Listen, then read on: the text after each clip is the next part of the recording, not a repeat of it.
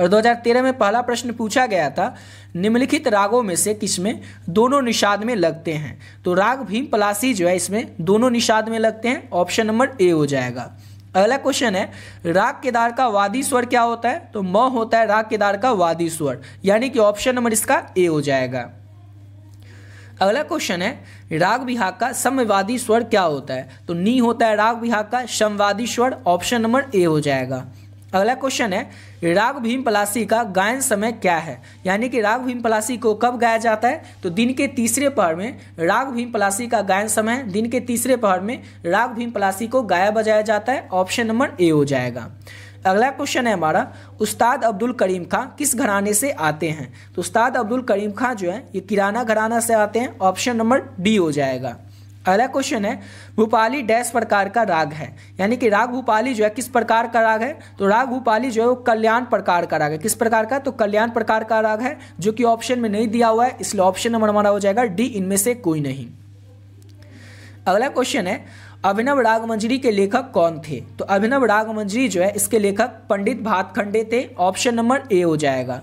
अगला क्वेश्चन है, कहरवा ताल में कितनी मात्राएं होती है? तो 8 मात्राएं होती है कहरवा ताल में, ऑप्शन नंबर बी हो जाएगा। अगला क्वेश्चन है, निम्न में से किस ताल में 7 मात्राएं होती है? तो याद रखना है, रूपक ताल में 7 मात्राएं होती है, एक ताल में 12 मात्राएं होती है और झप ताल में 10 मात्राएं होती है। ये कंफर्म है 100%, इस 3 में से एक प्रश्न आपके एग्जाम में पूछा ही जाएगा। वो तो आप जब एग्जाम से आएंगे फिर आप मैसेज करके बता भी सकते हैं कि पूछा गया था कि नहीं। ये फिक्स है, नोट करके रख लीजिए कि इस 3 में से एक प्रश्न आपके एग्जाम में जरूर 100% पूछा ही जाएगा। झप ताल पूछ ले, एक ताल पूछ ले, या रूपक ताल पूछ ले, या तीनों ही पूछ ले, या 2 पूछ ले, इसमें से एक न एक आपसे जरूर पूछेगा, तो तीनों को अच्छे से याद रखिएगा। अगला क्वेश्चन है, धमार गायकी में किस ताल का प्रयोग होता है? तो धमार गायकी में धमार ताल का ही प्रयोग होता है, यानी कि ऑप्शन नंबर इसका ए हो जाएगा। और अगला क्वेश्चन करने से पहले आपको बताना चाहेंगे कि अगर अभी तक आप लोग म्यूजिक के इंपॉर्टेंट गेस्ट क्वेश्चन का पीडीएफ नहीं लिए तो आप लोग किस तरह से इसको ले सकते हैं। ऑलरेडी बहुत सारे बच्चे जो है ना इस पीडीएफ को ले चुके हैं और अपने एग्जाम की तैयारी अच्छे ढंग से कर भी रहे हैं। तो जो भी लोग पहले से इस पीडीएफ को ले चुके हैं तो आप लोग वीडियो को थोड़ा सा स्किप करके अगले क्वेश्चन से देख लीजिएगा। लेकिन जो लोग बचे हुए हैं अभी तक इस पीडीएफ को नहीं लिए हैं उनको बता दें कि इसमें आपको क्या क्या मिलेगा, किस तरह से आप लोग इसको ले सकते हैं और क्यों लेना आपके लिए जरूरी है। तो इसमें मिलेगा आपको म्यूजिक के इंपॉर्टेंट गेस्ट ऑब्जेक्टिव क्वेश्चन, जिसकी की संख्या 400 रहेगी। और इतना अगर ऑब्जेक्टिव कर लेते हैं ना तो इसके अलावा आपको और कुछ करने की जरूरत नहीं पड़ेगी। 100%, 99 भी नहीं, आपको 100% बोल रहे हैं, इसी पीडीएफ से आपको ऑब्जेक्टिव क्वेश्चन देखने को मिल जाएगा। और सब्जेक्टिव क्वेश्चन लघु उत्तरीय दीर्घ उत्तरीय प्रश्नों की संख्या है 100। इसको भी अगर आप अच्छे से कर लेते हैं तो इसके अलावा आपको और कुछ करने की जरूरत नहीं पड़ेगी, इसी में से आपको एग्जाम में क्वेश्चन देखने को मिल जाएगा। और इसके साथ साथ आपको मिल रहा है म्यूजिक में पिछले 11 साल में पूछे गए प्रश्न। म्यूजिक में पिछले 11 साल में जो भी ऑब्जेक्टिव क्वेश्चन आपके एग्जाम में पूछा गया वो भी आपको आंसर के साथ इस पीडीएफ में देखने को मिल जाएगा। और अगर आप इतना अच्छे से कर लेते हैं तो इसके अलावा आपको और कुछ करने की जरूरत ही नहीं पड़ेगी। अब इसको पे कैसे करना है और लेना कैसे है तो वो देख लीजिए। केवल और केवल आप 30 रुपये पे करके इस पीडीएफ को ले सकते हैं, मात्र 30 रुपये में। पे कैसे करना है तो ये जो नंबर आपको दिख रहा है 7903820891, इस नंबर पे आप लोगों को फोन पे, गूगल पे, पेटीएम किसी भी माध्यम से 30 रुपये पे कर देना है। और जैसे ही आप पे करते हैं तो आपको इसी नंबर पर स्क्रीनशॉट पे करके भेज देना है। पे करना है इसी नंबर पर, इसी नंबर से व्हाट्सएप पर स्क्रीनशॉट भेज देना है। और स्क्रीनशॉट भेजने के बाद व्हाट्सएप पर बस एक छोटा सा मैसेज कर देना म्यूजिक, जिससे कि ये पता चल जाए आपको म्यूजिक का पीडीएफ चाहिए। जैसे ही आप पे करके स्क्रीनशॉट भेजेंगे, सब्जेक्ट का नाम बताएंगे, आपको जो पीडीएफ है तुरंत मिल जाएगा। और ऐसा नहीं है कि ये पीडीएफ केवल बिहार बोर्ड और झारखंड बोर्ड के बच्चों के लिए। ये पीडीएफ जो है आप किसी भी बोर्ड के बच्चे होंगे, चाहे सीबीएसई बोर्ड से हो, यूपी बोर्ड से हो, मध्य प्रदेश बोर्ड से हो, राजस्थान बोर्ड से हो, आपको ये पीडीएफ मिल जाएगा। लेकिन ऐसा तो नहीं है कि सब में यही पीडीएफ काम करेगा। तो देखिए, राजस्थान बोर्ड के होंगे या यूपी बोर्ड के होंगे तो उनके लिए अलग पीडीएफ भी है। जैसे कि ये बिहार बोर्ड में क्या पूछा जाता है, ऑब्जेक्टिव क्वेश्चन पूछा जाता है। लेकिन यूपी बोर्ड में क्या होता है, 1 लाइनर क्वेश्चन पूछ लिया जाता है। तो आपको जो यूपी बोर्ड के होंगे तो आप अगर किसी और बोर्ड के होंगे तो आप बता भी दीजिएगा कि हम यूपी बोर्ड के हैं या राजस्थान बोर्ड के हैं। तो आपको क्या होगा, 1 लाइनर क्वेश्चन वाला पीडीएफ भी मिल जाएगा, यानी इसके अलावा भी आपको मिल जाएगा। और केवल 30 रुपए में भी, यानी कि आप किसी भी बोर्ड के बच्चे हैं, आपका सब्जेक्ट अगर म्यूजिक है, आप क्लास 12th में, तो आप लोग इस पीडीएफ को जरूर ले लीजिएगा। इसमें जितना क्वेश्चन है इसको अच्छे से कर लेने के बाद आपको और कुछ करने की जरूरत ही नहीं पड़ेगी। और आप किस बोर्ड से वो चिंता मुझे करना है कि उसमें क्या पूछा जाएगा, सिर्फ आपको ये देखना है कि जो आपको मिल रहा है उसको आपको अच्छे से कर लेना है। लेकिन अगर आप लोग बिहार बोर्ड और झारखंड बोर्ड के बच्चे हैं और फिर भी आप नहीं लिए, तब तो आप जरूर इसको ले ही लीजिएगा। इसमें जितना क्वेश्चन है इसको अगर अच्छे से कर लेते हैं तो आपसे एग्जाम में इसके बाहर से कुछ देखने को नहीं मिलेगा। इसी में से आपको देखने को सारा प्रश्न मिल जाएगा, समझ गए। तो जो लोग भी बचे हुए हैं अभी तक इसको नहीं लिए तो आप लोग भी इसको ले सकते हैं। तो अब आते हैं अपने अगले क्वेश्चन पे। और अगला क्वेश्चन है हमारा, ख्याल गायन में किस प्रकार के तार, यहाँ पर तार नहीं होगा ताल होगा, तालवाद का प्रयोग किया जाता है। तो ख्याल गायन में तबला का प्रयोग किया जाता है, यानी कि ऑप्शन नंबर इसका बी हो जाएगा। अगला क्वेश्चन है, संपूर्ण जाति में कितने स्वर का प्रयोग होता है। तो संपूर्ण जाति में आपको याद रखना है 7 स्वरों का प्रयोग होता है, यानी कि ऑप्शन नंबर इसका सी हो जाएगा। और यहां तक कंप्लीट होता है हमारा 2013 तक पूछे गए सभी प्रश्न। 2013, 14, 15, 16 इस सभी सालों में ना कम ही ऑब्जेक्टिव क्वेश्चन पूछे जाते थे, ज्यादातर लघु उत्तरीय दीर्घ उत्तरीय प्रश्न ही पूछा जाता था। अब तो ज्यादा ऑब्जेक्टिव क्वेश्चन पूछा जाता है, आपको पता ही है। तो जो भी प्रश्न पूछे गए सभी प्रश्न को करते हुए चलेंगे। तो 13 तक का आपका प्रश्न कंप्लीट हो चुका है। अब आते हैं 14 के प्रश्न पर। तो 14 में पहला क्वेश्चन आपसे पूछा गया था, राग भैरव का वादी स्वर क्या होता है। तो राग भैरव का वादी स्वर ध होता है, यानी कि ऑप्शन नंबर ए हो जाएगा। अगला क्वेश्चन है, राग भीम पलासी किस ठाट का राग है। तो राग भीम पलासी जो है ये काफी ठाट का राग है, ऑप्शन नंबर सी हो जाएगा। अगला क्वेश्चन है, संगीत में वर्ण कितने होते हैं। तो संगीत में वर्ण होते हैं 4। चारों का नाम अच्छे से याद रखिएगा, आपको पिछली वीडियो में ऑलरेडी बता चुके हैं, संचारी, आरोही, अवरोही सब कुछ को डिटेल में बता दिए थे। अगला क्वेश्चन है, स्वरों के चढ़ते क्रम को क्या कहते हैं। तो स्वरों के जो चढ़ते क्रम होते हैं उसे हम लोग आरोह कहते हैं, ऑप्शन नंबर ए हो जाएगा। और स्वरों के उतरते क्रम को क्या कहेंगे, तो अवरोह कहेंगे। दोनों को याद रखिएगा। अगला क्वेश्चन है, संगीत रत्नाकर के लेखक कौन है। तो सारंग देव जो है संगीत रत्नाकर के लेखक है, यानी कि ऑप्शन नंबर इसका बी हो जाएगा। अगला क्वेश्चन है, राग देश किस ठाट का राग है। तो राग देश जो है किस ठाट का राग है। तो खमाज ठाट का राग है राग देश, यानी कि ऑप्शन नंबर डी हो जाएगा। अगला क्वेश्चन है, ध्रुपद गायन में किस प्रकार के तालवाद का प्रयोग किया जाता है। अब ये क्वेश्चन देख चुके हैं, ऊपर 13 में भी पूछा गया था और 14 में भी पूछा जा रहा है। अभी आपको बहुत सारा ऐसा प्रश्न मिलेगा जो कि एक एक प्रश्न आपको कम से कम पिछले 11 साल में 7 से 8 बार पूछा गया है। एक एक प्रश्न को बार बार पूछा गया, लगातार पूछा गया। जैसे कि आपको बता दिए, स्वरों के उतरते क्रम को जो होता है ये क्वेश्चन हो गया, राग भीम पलासी के गाने का समय हो गया। इस तरह के बहुत सारे ऐसे क्वेश्चन है जो कि आपको 8 से 10 बार आपको देखने को मिल जाएगा। आपको ये वीडियो अगर आप पूरा देख लेंगे ना, तो आपको खुद समझ में आ जाएगा कि आपके एग्जाम में कौन सा क्वेश्चन इस साल पूछा जाएगा, कौन सा क्वेश्चन आपके लिए इंपॉर्टेंट है। बस आपको क्या करना है, वीडियो को लास्ट तक देख लेना, आपको अपने आप समझ में आ जाएगा इस साल कौन कौन सा क्वेश्चन मुझसे पूछा जाएगा। क्योंकि आप खुद एनालाइज कर लेंगे कि ये क्वेश्चन इस साल पूछा गया, ये इंपॉर्टेंट था, इसीलिए तभी पूछा गया, यानी कि इसको अच्छे से तैयार कर लेना। और उन सभी प्रश्नों को अच्छे से याद कर लेंगे, यानी कि आपके एग्जाम में जो क्वेश्चन आएगा वैसे ही आपसे बन जाएगा। समझ गए ना। बस आपको वीडियो को लास्ट तक देखना है, आपको खुद पता चल जाएगा कि ये क्वेश्चन कितनी बार पूछा गया। हम नहीं बताएंगे, आपको खुद याद करते हुए और देखते हुए चलना है। ये क्वेश्चन तो 13 में भी पूछा गया था, 14 में भी पूछा गया था और फिर से पूछा जा रहा है। तो आपको बस देखते हुए खुद से चलना कि कौन क्वेश्चन कितने बार पूछा जा रहा है। समझ गए। चलिए अगला क्वेश्चन करते हैं।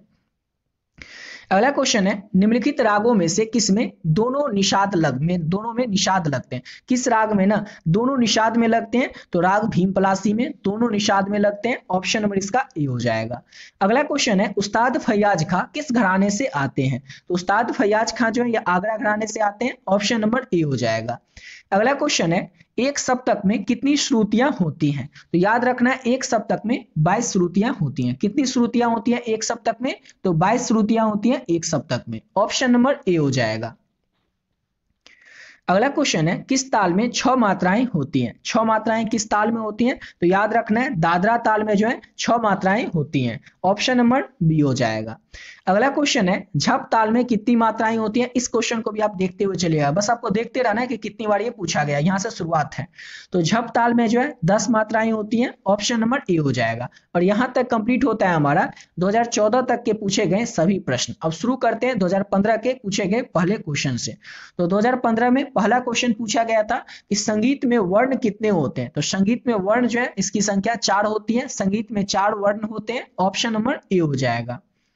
अगला क्वेश्चन है, राग भैरव किस ठाट से उत्पन्न हुआ है। तो राग भैरव जो है ये भैरव ठाट से उत्पन्न हुआ है, सिंपल सा है। भैरव का याद रखना है, भैरव किस ठाट से उत्पन्न हुआ है। तो भैरव जो है भैरव ठाट से ही उत्पन्न हुआ है, यानी कि ऑप्शन नंबर इसका बी हो जाएगा। अगला क्वेश्चन है, राग भीम पलासी का गायन समय क्या है। 13 में भी पूछा गया था और 15 में भी पूछा जा रहा है। तो दिन का तीसरा पहर राग भीम पलासी के गाने का समय है, ऑप्शन नंबर बी हो जाएगा। श्रुति कितनी होती है। तो श्रुतियों की जो संख्या है ये 22 होती है, यानी कि ऑप्शन नंबर सी हो जाएगा। अगला क्वेश्चन है, गौ का पूरा नाम क्या होता है। कई बार आप लोग देखते हैं कि इसका वादी उसका संवादी गौ होता है, लेकिन इस गौ का पूरा नाम क्या होता है। तो गौ यानी कि गंधार, ऑप्शन नंबर डी हो जाएगा। अगला क्वेश्चन है, फैयाज खां का जन्म कब हुआ था। तो फैयाज खां जो है इनका जन्म हुआ था 1886 में, 1886 1886 में फयाज खां का जन्म हुआ था, यानी कि ऑप्शन नंबर ए हो जाएगा। अगला क्वेश्चन है, विष्णु दिगंबर पद्धति में खाली चिन्ह का क्या मतलब होता है? खाली चिन्ह मतलब किस तरह से चिन्हित किया जाता है विष्णु दिगंबर पद्धति में? तो जो प्लस का साइन होता है इससे चिन्हित किया जाता है विष्णु दिगंबर पद्धति में खाली चिन्ह को, यानी कि ऑप्शन नंबर इसका बी हो जाएगा। अगला क्वेश्चन है, ध्रुपद में किस ताल का प्रयोग होता है? ध्रुपद में किस ताल का प्रयोग होता है? तो चौ ताल का प्रयोग होता है ध्रुपद में। किस ताल का प्रयोग होता है? तो चौ ताल का प्रयोग किया जाता है ध्रुपद में, ऑप्शन नंबर ए हो जाएगा। अगला क्वेश्चन है, ग्रंथ नाट्य शास्त्र के लेखक कौन है? तो भरत मुनि जो है ग्रंथ नाट्य शास्त्र के लेखक है, यानी कि ऑप्शन नंबर बी हो जाएगा। अगला क्वेश्चन है, किस कलाकार को संगीत सम्राट की उपाधि प्राप्त है? किस कलाकार को ना संगीत सम्राट की उपाधि प्राप्त है? तो तानसेन को संगीत सम्राट की उपाधि प्राप्त है, ऑप्शन नंबर सी हो जाएगा। तानसेन के बारे में आपको याद ही रखना है 2-3 क्वेश्चन, जो कि आपको पता ही होगा, कई बार बता चुके हैं पिछले वीडियो में कि तानसेन का पुराना नाम क्या था, तो उसका पुराना नाम था रामतनु पांडे। उसके बाद तन्ना मिश्र भी नाम था। उसके बाद तानसेन ने किन रागों की रचना की है? तो मियाँ की मल्हार, मियाँ की तोड़ी, राग दीपक, इन सभी रागों की रचना तानसेन के द्वारा ही किया गया था। तानसेन जो कि महान संगीतज्ञ था और अकबर के दरबारों में नवरत्नों में से एक था। इतना सब कुछ आप लोग याद रखिएगा तानसेन के बारे में, समझ गए? अब अगला क्वेश्चन है हमारा, धमार गायकी में डैश ताल का प्रयोग किया जाता है, यानी कि धमार गायकी में किस ताल का प्रयोग किया जाता है? तो याद रखना है धमार गायकी में ना धमार ताल का भी प्रयोग किया जाता है, यानी कि धमार से याद रखना है धमार ही। धमार गायकी में धमार ताल का ही प्रयोग किया जाता है, ऑप्शन नंबर ए हो जाएगा। अगला क्वेश्चन करते हैं और नेक्स्ट क्वेश्चन है, हिंदुस्तानी संगीत में डैश ठाट होते हैं। ये क्वेश्चन को भी बस आपको देखते हुए चलना है कि कितनी बार ये पूछा गया 11 सालों में, पिछले 11 सालों में। तो हिंदुस्तानी संगीत में 10 ठाट होते हैं, ऑप्शन नंबर सी हो जाएगा। और यहां तक कंप्लीट होता है हमारा 2015 तक के पूछे गए सभी प्रश्न। अब यहां से शुरू करते हैं 2016 के प्रश्न को। और 2016 में पहला क्वेश्चन जो पूछा गया था वो ये था कि स्वरों के उतरते क्रम को क्या कहते हैं? तो स्वरों के उतरते क्रम को अवरोह कहते हैं, ऑप्शन नंबर सी हो जाएगा। अगला क्वेश्चन है, उस्ताद बड़े गुलाम अली खां थे। तो उस्ताद बड़े गुलाम अली खां क्या थे? तो एक गायक थे उस्ताद बड़े गुलाम अली खां, यानी कि ऑप्शन नंबर डी हो जाएगा। अगला क्वेश्चन है, ठाठ कितने प्रकार के होते हैं? तो ठाठ जो है ये 10 प्रकार के होते हैं, ऑप्शन नंबर डी हो जाएगा। अगला क्वेश्चन है, ध्रुपद में कौन सा ताल बजता है? तो ध्रुपद में चौताल बजता है, यानी कि ऑप्शन नंबर डी हो जाएगा। अगला क्वेश्चन है हमारा, पंडित रविशंकर कौन सा वाद्य यंत्र बजाते थे? तो पंडित रविशंकर जो थे ये सितार वादन करते थे, सितार बजाते थे Pandit Ravishankar, option number C हो जाएगा। अगला क्वेश्चन है, पंडित विष्णु दिगंबर पुरस्कार किसके लिए जाने जाते हैं? तो संगीत प्रचारक के रूप में पंडित विष्णु दिगंबर पुरस्कार जो है ये जाने जाते हैं, यानी कि ऑप्शन नंबर इसका सी हो जाएगा। अगला क्वेश्चन है, राग भैरव का गायन समय क्या है? राग भैरव को कब गाया जाता है? तो राग भैरव के गाने का समय है प्रातः काल का। प्रातः काल के समय में, सुबह के समय में 4 बजे से लेकर के 8 बजे के बीच में राग भैरव को गाया बजाया जाता है, यानी कि ऑप्शन नंबर ए हो जाएगा। अगला क्वेश्चन है, ध्रुपद गायन में किस प्रकार के तालवाद का प्रयोग किया जाता है? तो ध्रुपद गायन में तबला का प्रयोग किया जाता है, यानी कि ऑप्शन नंबर ए हो जाएगा। अगला क्वेश्चन है, राग भैरव का वादी स्वर क्या होता है? यहाँ पर वादी स्वर पूछा जा रहा है, तो धैवत होता है, ध होता है, राग भैरव का वादी स्वर, यानी कि ऑप्शन नंबर बी हो जाएगा। अगला क्वेश्चन है, संगीत पारिजात के लेखक कौन थे? तो संगीत पारिजात के जो लेखक हैं वो पंडित अहोबल थे, यानी कि ऑप्शन नंबर बी हो जाएगा। अगला क्वेश्चन है, स्वरों के ऊपर चढ़ने के जो क्रम है इस क्रम को क्या कहते हैं? कई बार बता चुके हैं, आरोह कहते हैं स्वरों के ऊपर चढ़ने के क्रम को, और अवरोह कहते हैं स्वरों के नीचे उतरने के क्रम को। अगला क्वेश्चन है हमारा, उस्ताद बड़े गुलाम अली खां किस विधा के गायक थे? तो उस्ताद बड़े गुलाम अली खां तो जो थे ये ख्याल और ठुमरी विधा के गायक थे, यानी कि ऑप्शन नंबर इसका सी हो जाएगा। और यहाँ तक कंप्लीट होता है हमारा 2016 तक के पूछे गए सभी प्रश्न। अब यहां से शुरू हो गया हमारा 2017 में पूछे गए प्रश्न। तो 2017 में पहला प्रश्न पूछा गया था, पंडित रविशंकर कौन सा वाद्य यंत्र बजाते थे? तो पंडित रविशंकर जो थे ये सितार वादन करते थे, सितार बजाते थे, यानी कि ऑप्शन नंबर सी हो जाएगा। अगला क्वेश्चन है, ध्रुपद में कौन सा ताल बजता है? तो याद रखना है ध्रुपद में चौताल बजता है, ऑप्शन नंबर डी हो जाएगा। अगला क्वेश्चन है, 3 ताल का खाली है। तो 3 का ताल का जो खाली है ये किस मात्रा पर होता है? तो 9वीं मात्रा पर होता है 3 ताल का खाली, यानी कि ऑप्शन नंबर इसका सी हो जाएगा।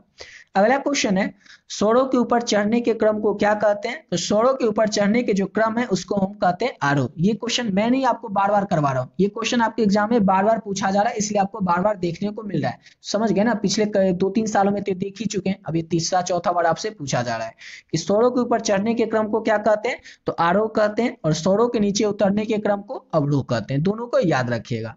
अगला क्वेश्चन है हमारा, पंडित पन्नालाल घोष कौन सा वाद्य यंत्र बजाते थे? तो पंडित पन्नालाल घोष जो है ये बांसुरी वादन करते थे, बांसुरी बजाते थे। ऑप्शन नंबर सी हो जाएगा।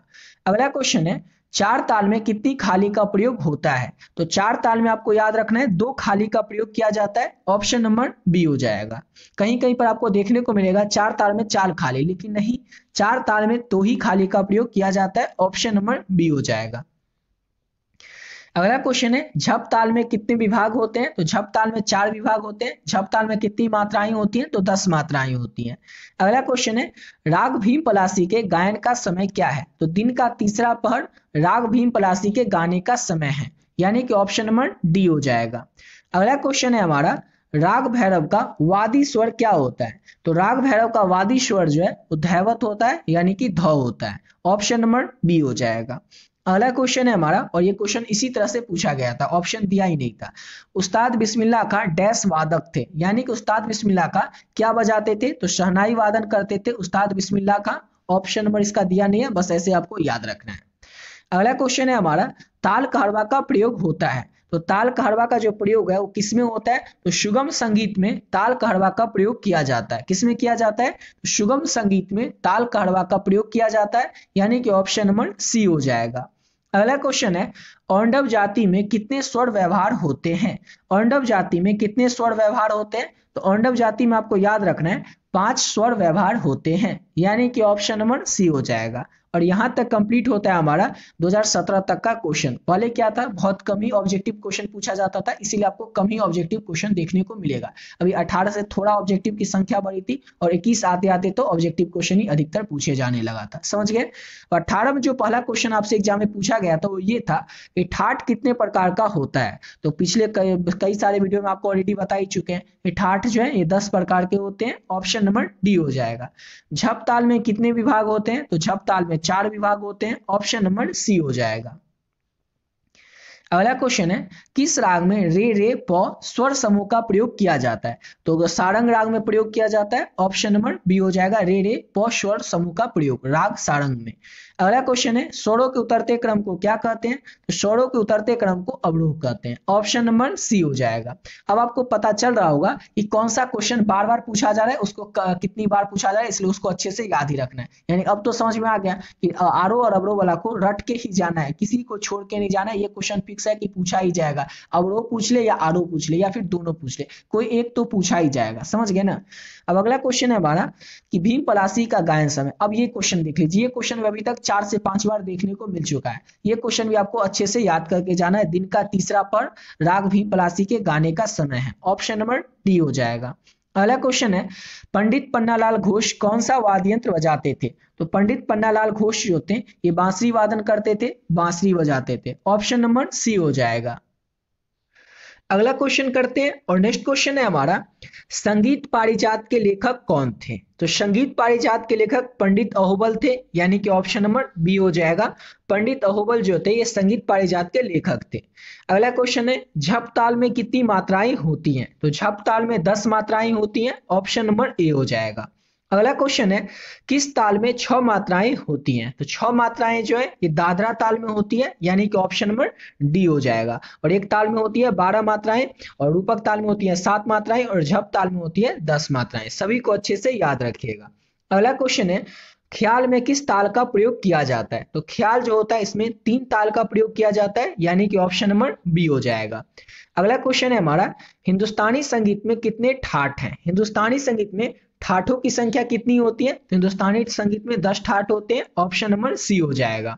अगला क्वेश्चन है, निम्नलिखित रागों में से किसमें दोनों मध्यम में लगते हैं? किस राग में दोनों मध्यम में लगते हैं? तो राग केदार में दोनों मध्यम में लगते हैं। ऑप्शन नंबर डी हो जाएगा। और यहां तक कंप्लीट होता है हमारा 2018 तक के पूछे गए सभी प्रश्न। अब यहां से शुरू होगा हमारा 2019 से पूछे गए प्रश्न। और 2019 में पहला क्वेश्चन पूछा गया था, पंडित रविशंकर कौन सा वाद्य यंत्र बजाते थे? तो पंडित रविशंकर जो थे ये सितार वादन करते थे, सितार बजाते थे, यानी कि ऑप्शन नंबर सी हो जाएगा। अगला क्वेश्चन है ध्रुपद में कौन सा ताल बजता है? तो ध्रुपद जो होता है इसमें चौताल बजता है, यानी कि ऑप्शन नंबर डी हो जाएगा। अगला क्वेश्चन है ठाट कितने प्रकार के होते हैं? कई बार बता चुके हैं आपको, ठाट जो है ये 10 प्रकार का होता है, ऑप्शन नंबर डी हो जाएगा। अगला क्वेश्चन है ध्रुपद में कौन सा ताल बजता था? अब एक चीज देखिए, ये एक ही साल में एक ही क्वेश्चन 2 बार पूछा गया है, यानी कि अगर अलग अलग साल में बार बार पूछा जा रहा है फिर तो ठीक है, लेकिन एक ही साल में एक ही क्वेश्चन 2 बार पूछ लिया गया है कि ध्रुपद में कौन सा ताल बजता है? तो ध्रुपद में चौताल बजता है, ऑप्शन नंबर डी हो जाएगा। अगला क्वेश्चन है पंडित रविशंकर कौन सा वाद्य यंत्र बजाते थे? तो पंडित रविशंकर जो थे सितार वादन करते थे, सितार बजाते थे, ऑप्शन नंबर सी हो जाएगा। अगला क्वेश्चन है पंडित विष्णु दिगंबर पुरस्कार किसके लिए जाने जाते हैं? तो पंडित विष्णु दिगंबर पुरस्कार जो है ये संगीत प्रचारक के रूप में जाने जाते हैं, ऑप्शन नंबर सी हो जाएगा। अगला क्वेश्चन है हमारा संगीत पारिजात के लेखक कौन है? तो पंडित अहोबल जो है संगीत पारिजात के लेखक है, ऑप्शन नंबर इसका बी हो जाएगा। अगला क्वेश्चन है झप ताल में कितनी मात्राएं होती हैं? तो झप ताल में 10 मात्राएं होती हैं, याद रखिएगा। अगला क्वेश्चन है हमारा किस ताल में 6 मात्राएं होती हैं? तो 6 मात्राएं होती हैं दादरा ताल में। ये क्वेश्चन अभी पिछले साल ही पूछा गया था और इस साल भी फिर से पूछा जा रहा है। अगला क्वेश्चन है ख्याल में किस ताल का प्रयोग होता है? तो ख्याल में प्रयोग किया जाता है 3 ताल का, ऑप्शन नंबर बी हो जाएगा। 3 ताल का प्रयोग ख्याल में किया जाता है। अगला क्वेश्चन है हमारा हिंदुस्तानी संगीत में कितने ठाट हैं? हिंदुस्तानी संगीत में ठाठों की संख्या कितनी होती है? तो 10 होती है हिंदुस्तानी संगीत में ठाठों की संख्या, ऑप्शन नंबर सी हो जाएगा। अगला क्वेश्चन है निम्नलिखित रागों में से किसमें दोनों मध्यम में लगते हैं? किस राग में दोनों मध्यम में लगते हैं? तो राग केदार में दोनों मध्यम में लगते हैं, ऑप्शन नंबर डी हो जाएगा। अगला क्वेश्चन है हमारा, और यहाँ तक कंप्लीट हो गया हमारा 2019 तक का क्वेश्चन। अब यहाँ से शुरू होगा 2020 तक में पूछे गए प्रश्न। तो 2020 में पहला क्वेश्चन पूछा गया था ख्याल गायन में किस प्रकार के तालवाद का प्रयोग होता है? तो ख्याल गायन में जो है तबला का प्रयोग किया जाता है, ऑप्शन नंबर इसका ए हो जाएगा। अगला क्वेश्चन है राग भैरव का वादी स्वर क्या होता है? तो राग भैरव का वादी स्वर जो है वो कोमल धैवत होता है, ऑप्शन नंबर इसका बी हो जाएगा। कोमल धैवत होता है राग भैरव का वादी स्वर। अगला क्वेश्चन है संगीत में कितने शुद्ध स्वर होते हैं? ये तो आपको कई बार बता चुके हैं, संगीत में टोटल 7 शुद्ध स्वर होते हैं, यानी कि ऑप्शन नंबर इसका ए हो जाएगा। अगला क्वेश्चन है राग भीम पलासी का गाने का समय क्या है?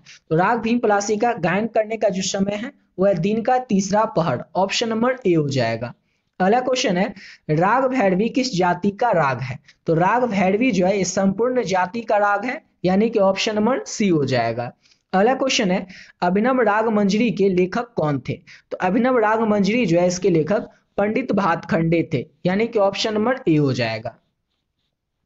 अगला क्वेश्चन है लय कितने प्रकार की होती है? लय जो है कितने प्रकार की होती है? तो लय 3 प्रकार की होती है, ऑप्शन नंबर ए हो जाएगा।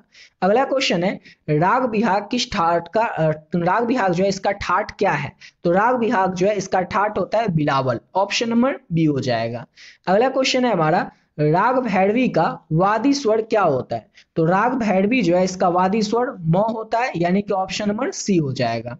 अगला क्वेश्चन है राग भैरवी का समवादी स्वर क्या होता है? तो सा होता है राग भैरवी का समवादी स्वर। याद रखना है राग भैरवी जो है इसका समवादी स्वर होता है म और समवादी स्वर जो है वो होता है सा। दोनों को अच्छे से याद रखिएगा।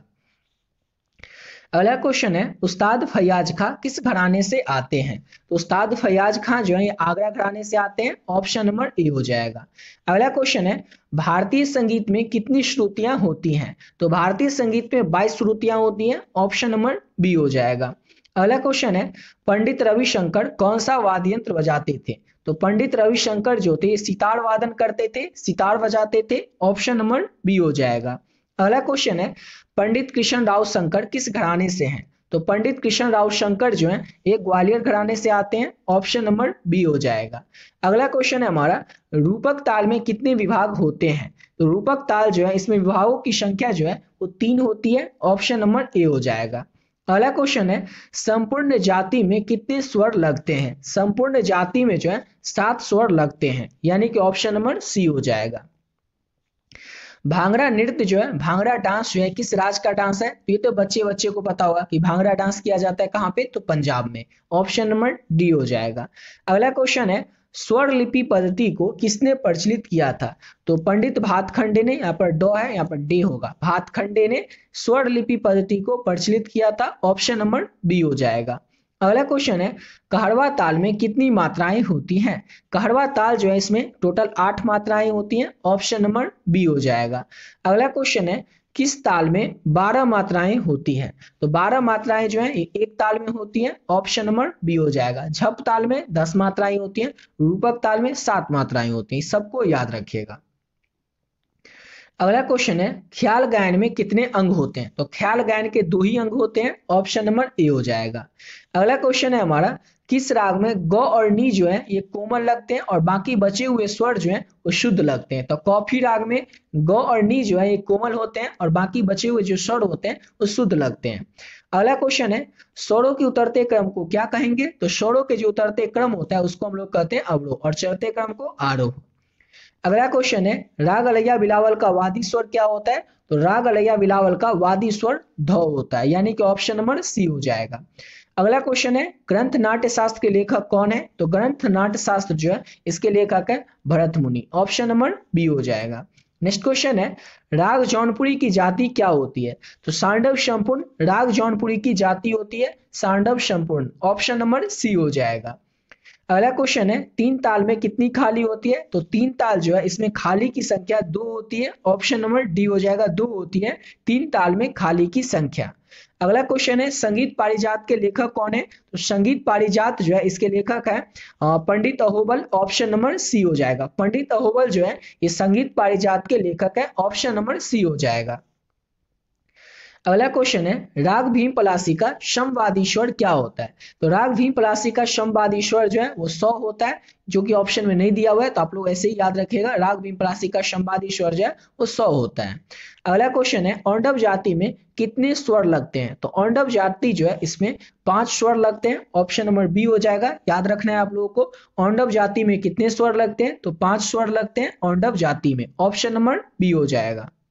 अगला क्वेश्चन करते हैं और नेक्स्ट क्वेश्चन है हमारा, राग देश किस ठाट के अंतर्गत आता है?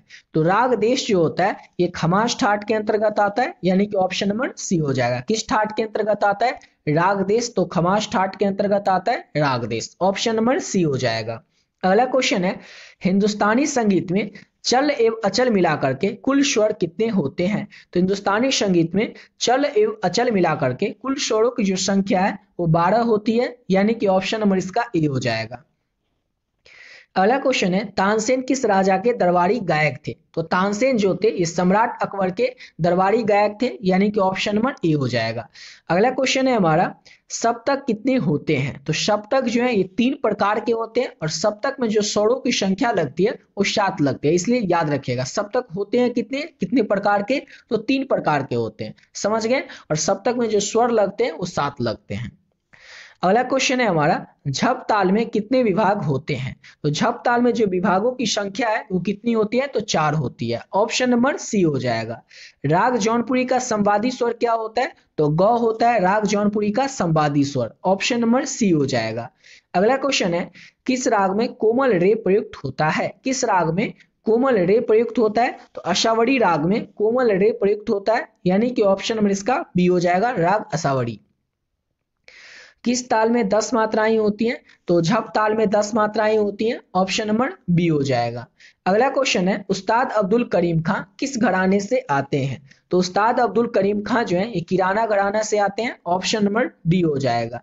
अगला क्वेश्चन है, रूपक ताल में कितनी मात्राएं होती हैं? तो रूपक ताल जो है इसमें 7 मात्राएं होती हैं। ऑप्शन नंबर बी हो जाएगा। अगला क्वेश्चन है हमारा, राग भैरव का गायन समय क्या है? राग भैरव को कब गाया बजाया जाता है? तो प्रातः काल में सुबह 4 बजे से लेकर के 8 बजे के बीच में राग भैरव जो है इसके गाने बजाने का समय है। ऑप्शन नंबर ए हो जाएगा। अगला क्वेश्चन है, ध्रुपद में किस ताल का प्रयोग होता है? तो ध्रुपद जो है इसमें किस ताल का प्रयोग होता है? तो ध्रुपद में चौ ताल का प्रयोग किया जाता है, यानी कि ऑप्शन नंबर इसका ए हो जाएगा। और यहां तक कंप्लीट होता है हमारा 2020 तक के पूछे गए सभी प्रश्न। अब यहां से शुरू करते हैं 2021 में जो पूछे गए प्रश्न थे उससे। तो 2021 में पहला क्वेश्चन पूछा गया था, ठाठ कितने प्रकार के होते हैं? तो ठाठ जो है ये 10 प्रकार के होते हैं। और अभी तक आपको पता चल ही गया होगा कि कौन कौन से क्वेश्चन जो है वो आपके एग्जाम के लिए इंपॉर्टेंट है। और अगला क्वेश्चन है हमारा, ध्रुपद में कौन सा ताल बजता है? ध्रुपद में कौन सा ताल बजता है? तो ध्रुपद में चौताल बजता है, ऑप्शन नंबर डी हो जाएगा। अगला क्वेश्चन है, पंडित रविशंकर कौन सा वाद्य यंत्र बजाते थे? तो पंडित रविशंकर जो है वो सितार वादन करते थे, ऑप्शन नंबर सी हो जाएगा। अगला क्वेश्चन है, पंडित विष्णु दिगंबर पुरस्कार किसके लिए जाने जाते हैं? तो संगीत प्रचारक के रूप में पंडित विष्णु दिगंबर पुरस्कार जो है ये जाने जाते हैं, यानी कि ऑप्शन नंबर सी हो जाएगा। अगला क्वेश्चन है, पंडित रविशंकर कौन सा वाद्य यंत्र बजाते थे? तो सितार वादन करते थे, सितार बजाते थे पंडित रविशंकर, यानी कि ऑप्शन नंबर इसका सी हो जाएगा। अगला क्वेश्चन है, ध्रुपद में कौन सा ताल बजता है? तो ध्रुपद जो है इसमें चौताल बजता है, यानी कि ऑप्शन नंबर इसका डी हो जाएगा। ध्रुपद में कौन सा ताल बजता है? तो चौताल। अगला क्वेश्चन है, संगीत पारिजात के लेखक कौन थे? संगीत पारिजात के लेखक कौन थे? तो पंडित अहोबल जो है इस संगीत पारिजात के लेखक थे, ऑप्शन नंबर बी हो जाएगा। अगला क्वेश्चन है, झप ताल में कितनी मात्राएं होती हैं? झप ताल में कितनी मात्राएं होती हैं? तो 10 मात्राएं होती हैं झप ताल में, ऑप्शन नंबर ए हो जाएगा। अगला क्वेश्चन है, किस ताल में 6 मात्राएं होती हैं? तो 6 मात्राएं जो है ये दादरा ताल में होती है, ऑप्शन नंबर डी हो जाएगा। अगला क्वेश्चन है, ख्याल में किस ताल का प्रयोग होता है? तो ख्याल जो है इसमें 3 ताल का प्रयोग किया जाता है, यानी कि ऑप्शन नंबर बी हो जाएगा। अगला क्वेश्चन है, हिंदुस्तानी संगीत में कितने ठाट होते हैं? तो हिंदुस्तानी संगीत में 10 ठाट होते हैं, ऑप्शन नंबर सी हो जाएगा।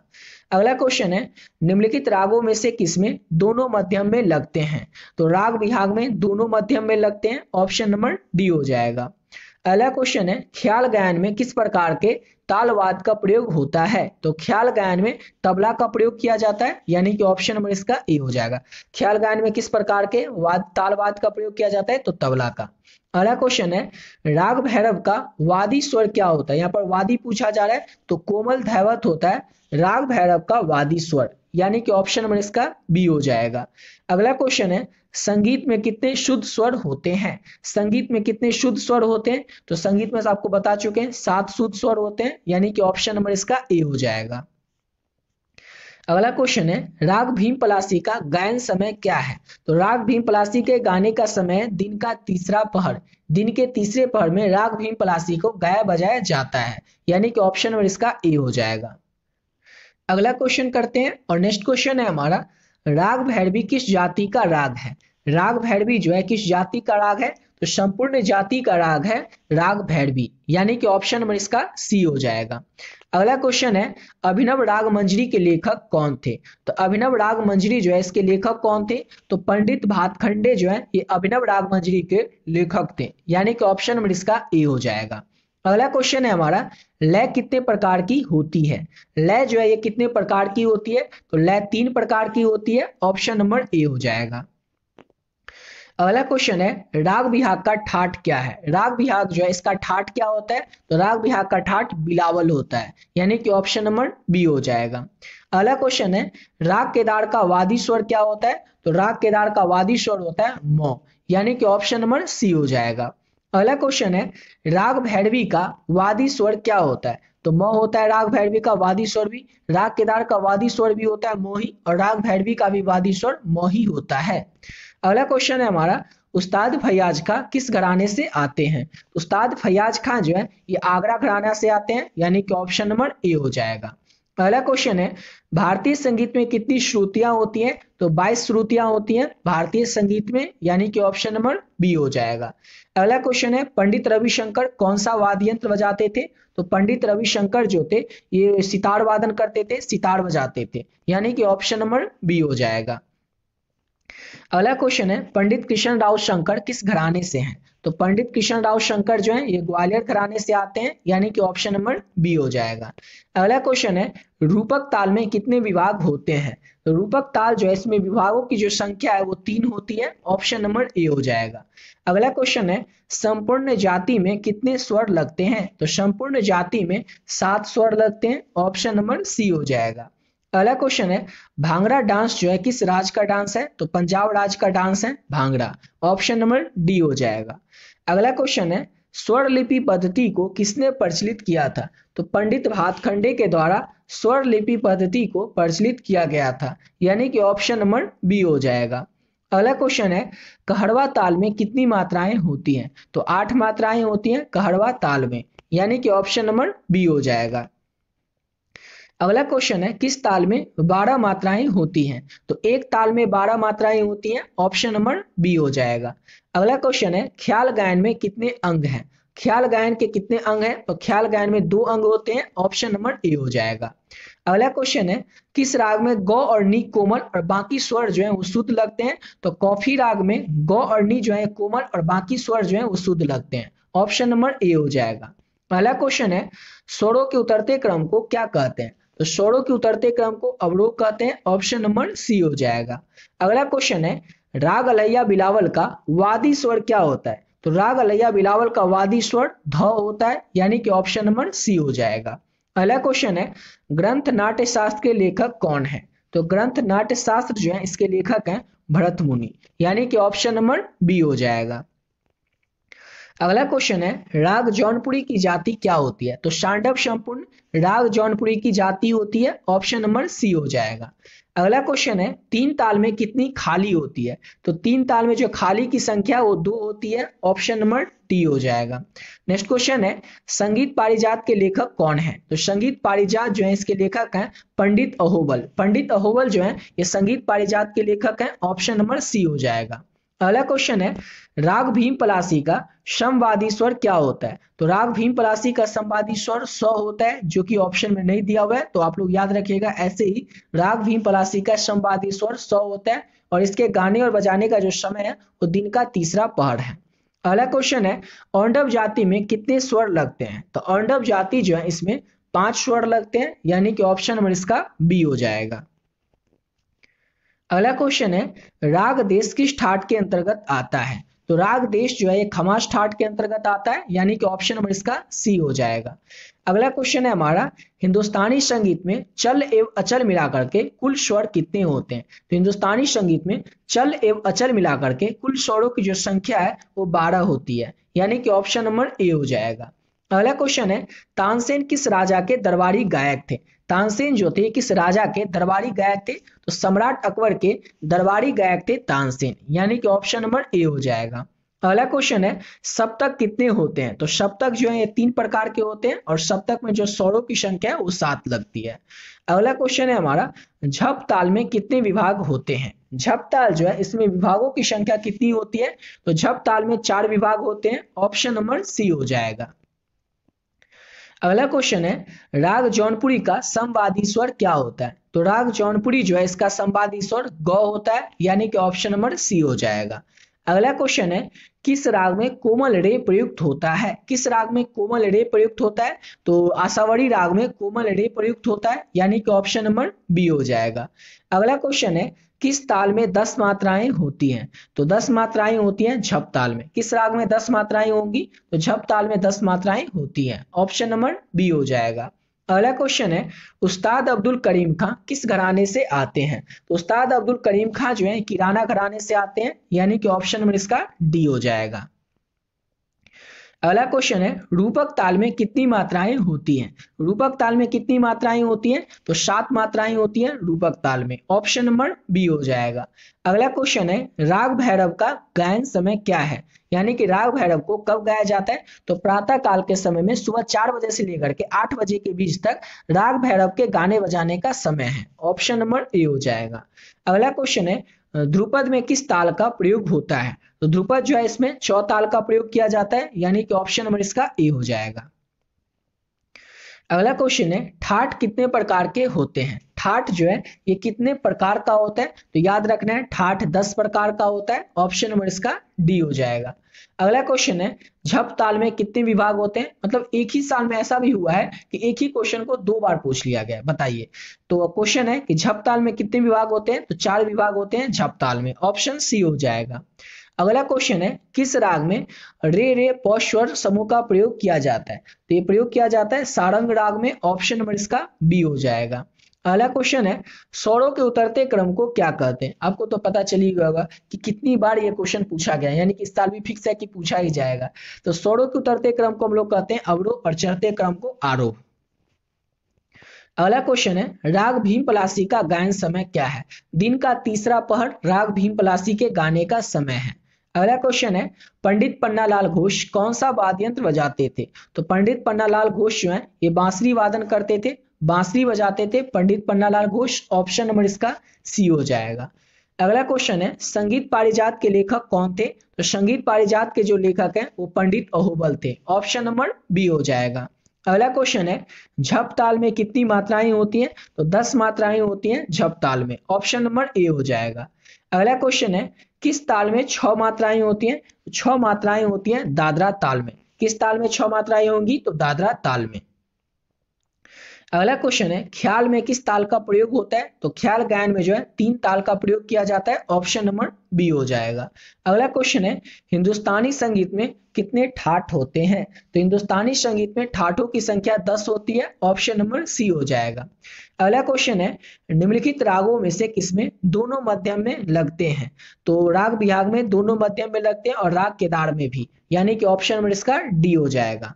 अगला क्वेश्चन है हमारा ताल लिपि में चिन्ह ओ से क्या सूचित किया जाता है? तो ताल लिपि में चिन्ह ओ से खाली को सूचित किया जाता है। ऑप्शन नंबर बी हो जाएगा। खाली को सूचित किया जाता है ताल लिपि में चिन्ह ओ से। ऑप्शन नंबर बी हो जाएगा। अगला क्वेश्चन है राग देश किस ठाट से उत्पन्न होता है? तो राग देश जो है ये खमास ठाट से उत्पन्न होता है। ऑप्शन नंबर इसका सी हो जाएगा। खमास ठाट से उत्पन्न होता है राग देश। ऑप्शन नंबर सी हो जाएगा। श्रुति कितनी होती है? तो श्रुतियों की जो संख्या है ये 22 होती है। ऑप्शन नंबर सी हो जाएगा। अगला क्वेश्चन है 4 ताल में कितनी खाली का प्रयोग होता है? तो 4 ताल जो है इसमें 2 खाली का प्रयोग किया जाता है, यानी कि ऑप्शन नंबर बी हो जाएगा। और यहां तक कंप्लीट होता है हमारा 2021 तक के पूछे गए सभी प्रश्न। 2021 तक जो भी प्रश्न पूछे गए थे वो सभी प्रश्न आपको करवा चुके हैं। अब आते हैं 2022 के क्वेश्चन पे। तो 2022 में पहला क्वेश्चन पूछा गया था कहरवा ताल में कितनी मात्राएं होती हैं? कई बार आपको बता चुके हैं, कई बार ये पूछा भी जा चुका है। कहरवा ताल में 8 मात्राएं होती हैं। ऑप्शन नंबर बी हो जाएगा। अगला क्वेश्चन है किस ताल में 12 मात्राएं होती हैं? तो एक ताल में 12 मात्राएं होती हैं। झप ताल में 10 मात्राएं होंगी। रूपक ताल में 7 मात्राएं होंगी। अगला क्वेश्चन है ख्याल गायन में कितने अंग होते हैं? तो ख्याल गायन में 2 अंग होते हैं। ऑप्शन नंबर ए हो जाएगा। किस राग में गो और नी जो है कोमल और बाकी स्वर जो है शुद्ध लगते हैं? तो कॉफी राग में गो और नी जो है कोमल और बाकी स्वर जो है वो शुद्ध लगते हैं, यानी कि ऑप्शन नंबर इसका ए हो जाएगा। और अगला क्वेश्चन है स्वरों के उतरते क्रम को क्या कहेंगे? बता ही चुके हैं। स्वरों के उतरते क्रम को हम लोग अवरोह कहते हैं। ऑप्शन नंबर इसका सी हो जाएगा। अगला क्वेश्चन है हमारा राग अलैया बिलावल का वादी स्वर क्या होता है? तो राग अलैया बिलावल का वादी स्वर जो है वो ध होता है, यानी कि ऑप्शन नंबर सी हो जाएगा। अगला क्वेश्चन है हमारा ग्रंथ नाट्य शास्त्र के लेखक कौन है? तो ग्रंथ नाट्य शास्त्र जो है इसके लेखक है भरत मुनि। ऑप्शन नंबर बी हो जाएगा। अगला क्वेश्चन है राग जौनपुरी की जाति क्या होती है? तो राग जौनपुरी जो है इसकी जाति होती है सांडव संपूर्ण। सांडव संपूर्ण जाति का होता है राग जौनपुरी। ऑप्शन नंबर सी हो जाएगा। अगला क्वेश्चन है 3 ताल में कितनी खाली होती है? तो 3 ताल में खाली 2 होती है। ऑप्शन नंबर डी हो जाएगा। अगला क्वेश्चन है संगीत पारिजात के लेखक कौन थे? संगीत पारिजात के जो लेखक हैं वो पंडित अहोबल थे। ऑप्शन नंबर सी हो जाएगा। अगला क्वेश्चन है राग भीम पलासी का समवादी स्वर क्या होता है? तो राग भीम पलासी जो है इसका समवादी स्वर 100 होता है, जो कि ऑप्शन में नहीं दिया हुआ है, इसलिए ऑप्शन डी हो जाएगा। इनमें से कोई नहीं। अगर मतलब आप सोच सकते हैं एग्जाम में क्वेश्चन का जो ऑप्शन भी होता है, ये ऑप्शन भी चेंज नहीं होता है। क्वेश्चन अगर सेम पूछा जाए जैसे पिछले साल पूछा गया, इस साल भी अगर वही क्वेश्चन पूछा जाए तो चलो ठीक है, लेकिन क्वेश्चन का ऑप्शन भी सेम नहीं हो रहा है। सोच सकते हैं तो कितना ज्यादा इंपॉर्टेंट ये सब क्वेश्चन है। ये सब क्वेश्चन 3-4 बार पूछा गया और सेम इसी तरह से ऑप्शन में भी इसी तरह से रहता है। इनमें से कोई नहीं। अगला क्वेश्चन है हमारा औंडव जाति में कितने स्वर लगते हैं? औंडव जाति में कितने स्वर लगते हैं? तो औंडव जाति में 5 स्वर लगते हैं। ऑप्शन नंबर बी हो जाएगा। अगला क्वेश्चन है राग देश किस ठाट के अंतर्गत आता है? तो राग देश जो है ये काफी ठाट के अंतर्गत आता है। ऑप्शन नंबर डी हो जाएगा। अगला क्वेश्चन है हिंदुस्तानी संगीत में चल एवं अचल मिलाकर के कुल स्वर कितने होते हैं? तो हिंदुस्तानी संगीत में चल और अचल दोनों मिलाकर के स्वरों की जो संख्या है वो 12 होती है। ऑप्शन नंबर ए हो जाएगा। तानसेन किस राजा के दरबारी गायक थे? तो तानसेन जो थे सम्राट अकबर के दरबार में दरबारी गायक थे, सबको पता है, और नवरत्नों में से एक थे। अगला क्वेश्चन है सप्तक कितने होते हैं? बता ही चुके हैं। सप्तक 3 प्रकार के होते हैं और सप्तक में 7 स्वर होते हैं। अगला क्वेश्चन है हमारा झप ताल में कितने विभाग हैं? झप ताल में कितने विभाग होते हैं? तो झप ताल में 4 विभाग होते हैं, ऑप्शन नंबर सी हो जाएगा। जौनपुरी का संवादी स्वर क्या होता है? तो राग जौनपुरी का जो संवादी स्वर है वो ग होता है, यानी कि ऑप्शन नंबर सी हो जाएगा। किस राग में कोमल रे प्रयुक्त होता है? तो ऐसा होता है असावरी राग में, ऑप्शन नंबर इसका बी हो जाएगा।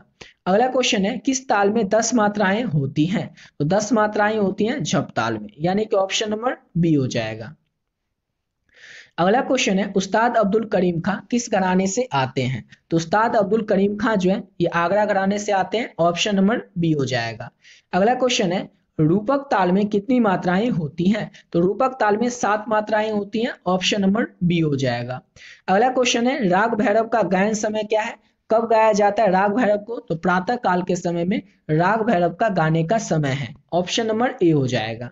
अगला क्वेश्चन है, ध्रुपद में किस ताल का प्रयोग किया जाता है? तो ध्रुपद में चौताल का प्रयोग किया जाता है, यानी कि ऑप्शन नंबर इसका ए हो जाएगा।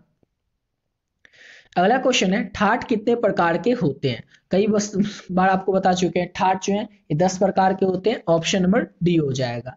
झप ताल में कितने विभाग होते हैं? लगता है एक ही क्वेश्चन को बार बार पूछ रहा है बोर्ड वाला, तो क्वेश्चन का पैटर्न भी कम से कम चेंज कर देता है, लेकिन पैटर्न भी वही रहता है, ऑप्शन भी सेम ही रहता है, समझ गए?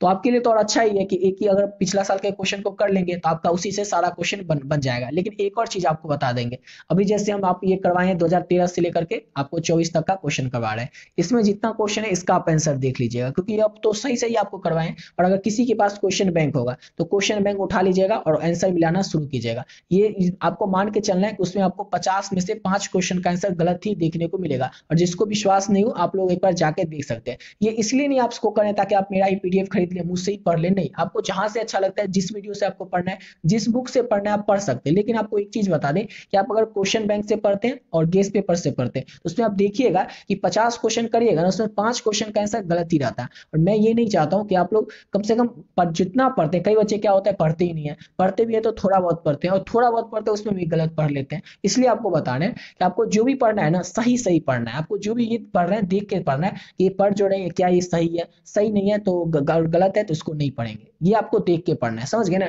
इसलिए आपको बार बार बता रहे हैं, आप किसी भी सब्जेक्ट का पढ़ रहे हैं, ये नहीं बोल रहे कि आप म्यूजिक के में ही, किसी भी सब्जेक्ट में पढ़ रहे हैं ना, तो आपको कोई गेस्ट पेपर से और क्वेश्चन बैंक से तो पढ़ना ही नहीं है। सब्जेक्टिव क्वेश्चन चाहे तो पढ़ सकते हैं, लेकिन उसमें भी क्या रहता है, वो बड़ा बड़ा क्वेश्चन आंसर उसका रहता है, 2 नंबर का क्वेश्चन है और उसका आधा पेज का आंसर रहता है, 10 लाइन का आंसर रहता है, जबकि इतना आपको एग्जाम में लिखना ही नहीं है। आपको एग्जाम में 2 नंबर का क्वेश्चन का उत्तर जो है ज्यादा से ज्यादा 40 वर्ड में देना है, और कम से कम 25 से 30 वर्ड में दे सकते हैं। और 5 नंबर वाले जो प्रश्न होते हैं उसका उत्तर आपको एग्जाम में ज्यादा से ज्यादा 150 वर्ड में देना है, और कम से कम 100 वर्ड में देना है। इससे ज्यादा में आपको देने की कोई जरूरत नहीं है, समझ गए ना? आप लोग सोचते हैं कि ज्यादा लिखेंगे तो ज्यादा नंबर मिल जाएगा, उल्टा जो टीचर होता है वो क्या सोचता है आपको पता है, कि जो कुछ से कुछ लिख दिया ना, यानी कि इसको कुछ पता नहीं होगा, आप सही भी लिखे होंगे तो टीचर को लगा ये कुछ से कुछ लिख दिया, क्योंकि इतना बड़ा इसका आंसर थोड़ी होगा, वो आपको क्या करेगा, कट कर देगा। और कोई अच्छा टीचर होगा भी तो क्या करेगा, एवरेज नंबर दे देगा। एवरेज मतलब अगर 5 नंबर का क्वेश्चन है तो 3 नंबर दे देगा, 2 नंबर का क्वेश्चन है तो 1 नंबर दे के छोड़ देगा। इसलिए आपको याद रखना है 2 नंबर का क्वेश्चन ज्यादा से ज्यादा 40 वर्ड, और 5 नंबर का क्वेश्चन ज्यादा से ज्यादा 150 वर्ड, इससे ज्यादा में आपको नहीं लिखना है, समझ गए ना?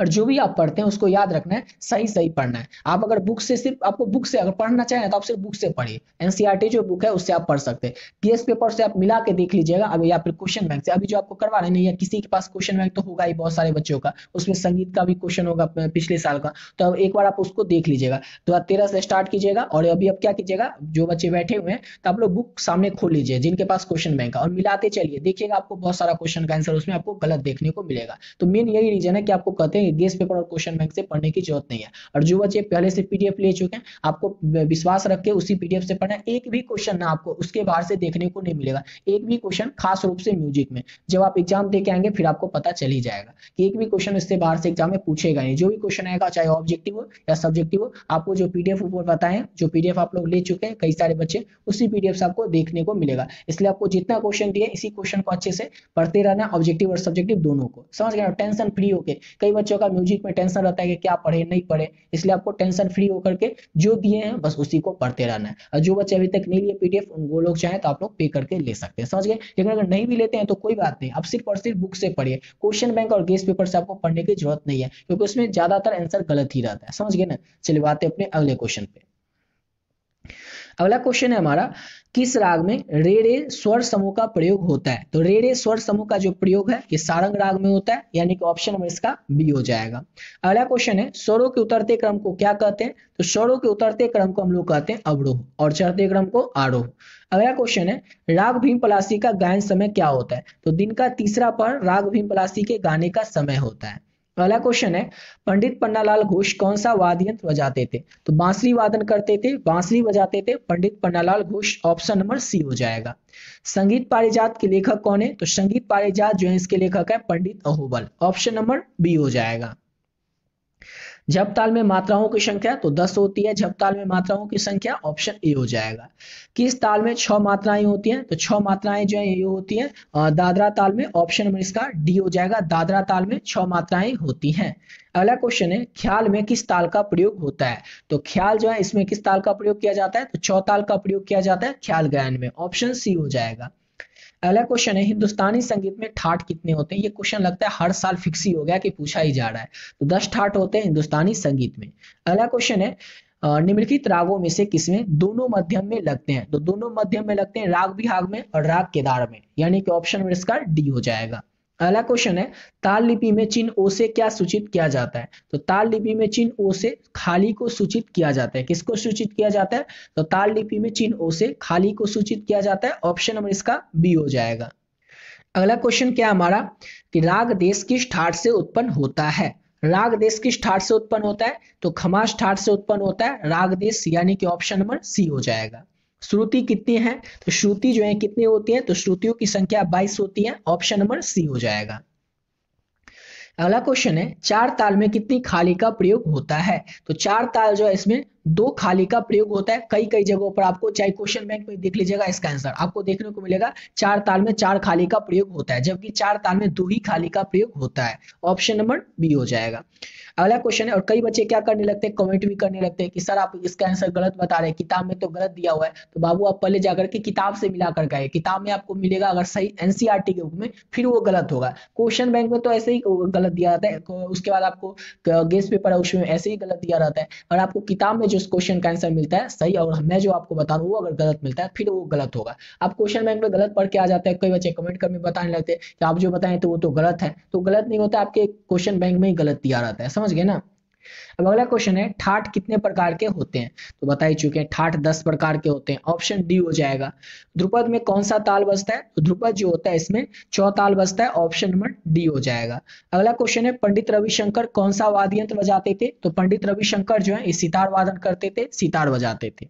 अगला क्वेश्चन है, पंडित विष्णु दिगंबर पुरस्कार किसके लिए जाने जाते हैं? तो संगीत प्रचारक के रूप में पंडित विष्णु दिगंबर पुरस्कार जो है ये जाने जाते हैं, ऑप्शन नंबर सी हो जाएगा। अगला क्वेश्चन है, पंडित रविशंकर कौन सा वाद्य यंत्र बजाते थे? तो सितार वादन करते थे Pandit Ravishankar, option number C हो जाएगा। अगला क्वेश्चन है, ध्रुपद में कौन सा ताल बजता है? तो ध्रुपद जो होता है इसमें कौन सा ताल बजता है? तो चौताल बजता है ध्रुपद में, ऑप्शन डी हो जाएगा। अगला क्वेश्चन है, संगीत पारिजात के लेखक कौन थे? तो संगीत पारिजात के लेखक पंडित अहोबल थे, ऑप्शन नंबर बी हो जाएगा। झप ताल में कितनी मात्राएं होती है? ये क्वेश्चन भी लगता है बोर्ड एग्जाम वालों का फेवरेट ही है। तो 10 मात्राएं होती है झप ताल में। अगला क्वेश्चन है, किस ताल में 6 मात्राएं होती है? तो दादरा ताल में 6 मात्राएं होती हैं, ऑप्शन डी हो जाएगा। अगला क्वेश्चन है, ख्याल गायन में किस ताल का प्रयोग किया जाता है? तो ख्याल गायन जो है इसमें किस ताल का? तो 3 ताल का प्रयोग किया जाता है ख्याल गायन में, ऑप्शन बी हो जाएगा। हिंदुस्तानी संगीत में कितने ठाट होते हैं? तो हिंदुस्तानी संगीत में ठाटों की संख्या 10 होती है, ऑप्शन सी हो जाएगा। अगला क्वेश्चन है, निम्नलिखित रागों में से किसमें दोनों मध्यम में लगते हैं? तो राग बिहाग में, राग केदार में, इन सब में दोनों मध्यम में लगते हैं, ऑप्शन नंबर इसका डी हो जाएगा। अगला क्वेश्चन है, ख्याल गायन में किस प्रकार के तालवाद का प्रयोग किया जाता है? तो ख्याल गायन में तबला का प्रयोग किया जाता है, यानी कि ऑप्शन नंबर ए हो जाएगा। अगला क्वेश्चन है, राग भैरव का वादी स्वर क्या होता है? तो कोमल धैवत यानी कि ध होता है राग भैरव का वादी स्वर, ऑप्शन बी हो जाएगा। अगला क्वेश्चन है, संगीत में कितने शुद्ध स्वर होते हैं? तो संगीत में शुद्ध स्वर जो है वो 7 होते हैं, यानी कि ऑप्शन नंबर सी हो जाएगा, 7 होते हैं संगीत में शुद्ध स्वर। अगला क्वेश्चन है, राग भीम पलासी का गायन समय क्या होता है? तो राग भीम पलासी का गाने का समय दिन का तीसरा पहर होता है, ऑप्शन नंबर ए हो जाएगा। अगला क्वेश्चन है, राग भैरवी किस जाति का राग है? तो राग भैरवी जो है एक संपूर्ण जाति का राग है, ऑप्शन नंबर सी हो जाएगा। अगला क्वेश्चन है अभिनव राग मंजरी के लेखक कौन है? तो अभिनव राग मंजरी जो है इसके लेखक है पंडित भातखंडे। पंडित भातखंडे जो है ये अभिनव राग मंजरी के लेखक है। ऑप्शन नंबर ए हो जाएगा। अगला क्वेश्चन है लय कितने प्रकार की होती है? लय जो है कितने प्रकार की होती है? तो लय जो है ये 3 प्रकार की होती है। ऑप्शन नंबर ए हो जाएगा। राग बिहाग का ठाट क्या है? तो राग बिहाग का जो ठाट है वो होता है बिलावल, यानी कि ऑप्शन नंबर इसका बी हो जाएगा। राग केदार का वादी स्वर क्या होता है? तो राग केदार जो है इसका वादी स्वर होता है म, यानी कि ऑप्शन नंबर इसका सी हो जाएगा। अगला क्वेश्चन है राग भैरवी का वादी स्वर क्या होता है? तो राग भैरवी का भी वादी स्वर क्या होता है? तो म ही होता है, यानी कि ऑप्शन नंबर इसका भी सी हो जाएगा।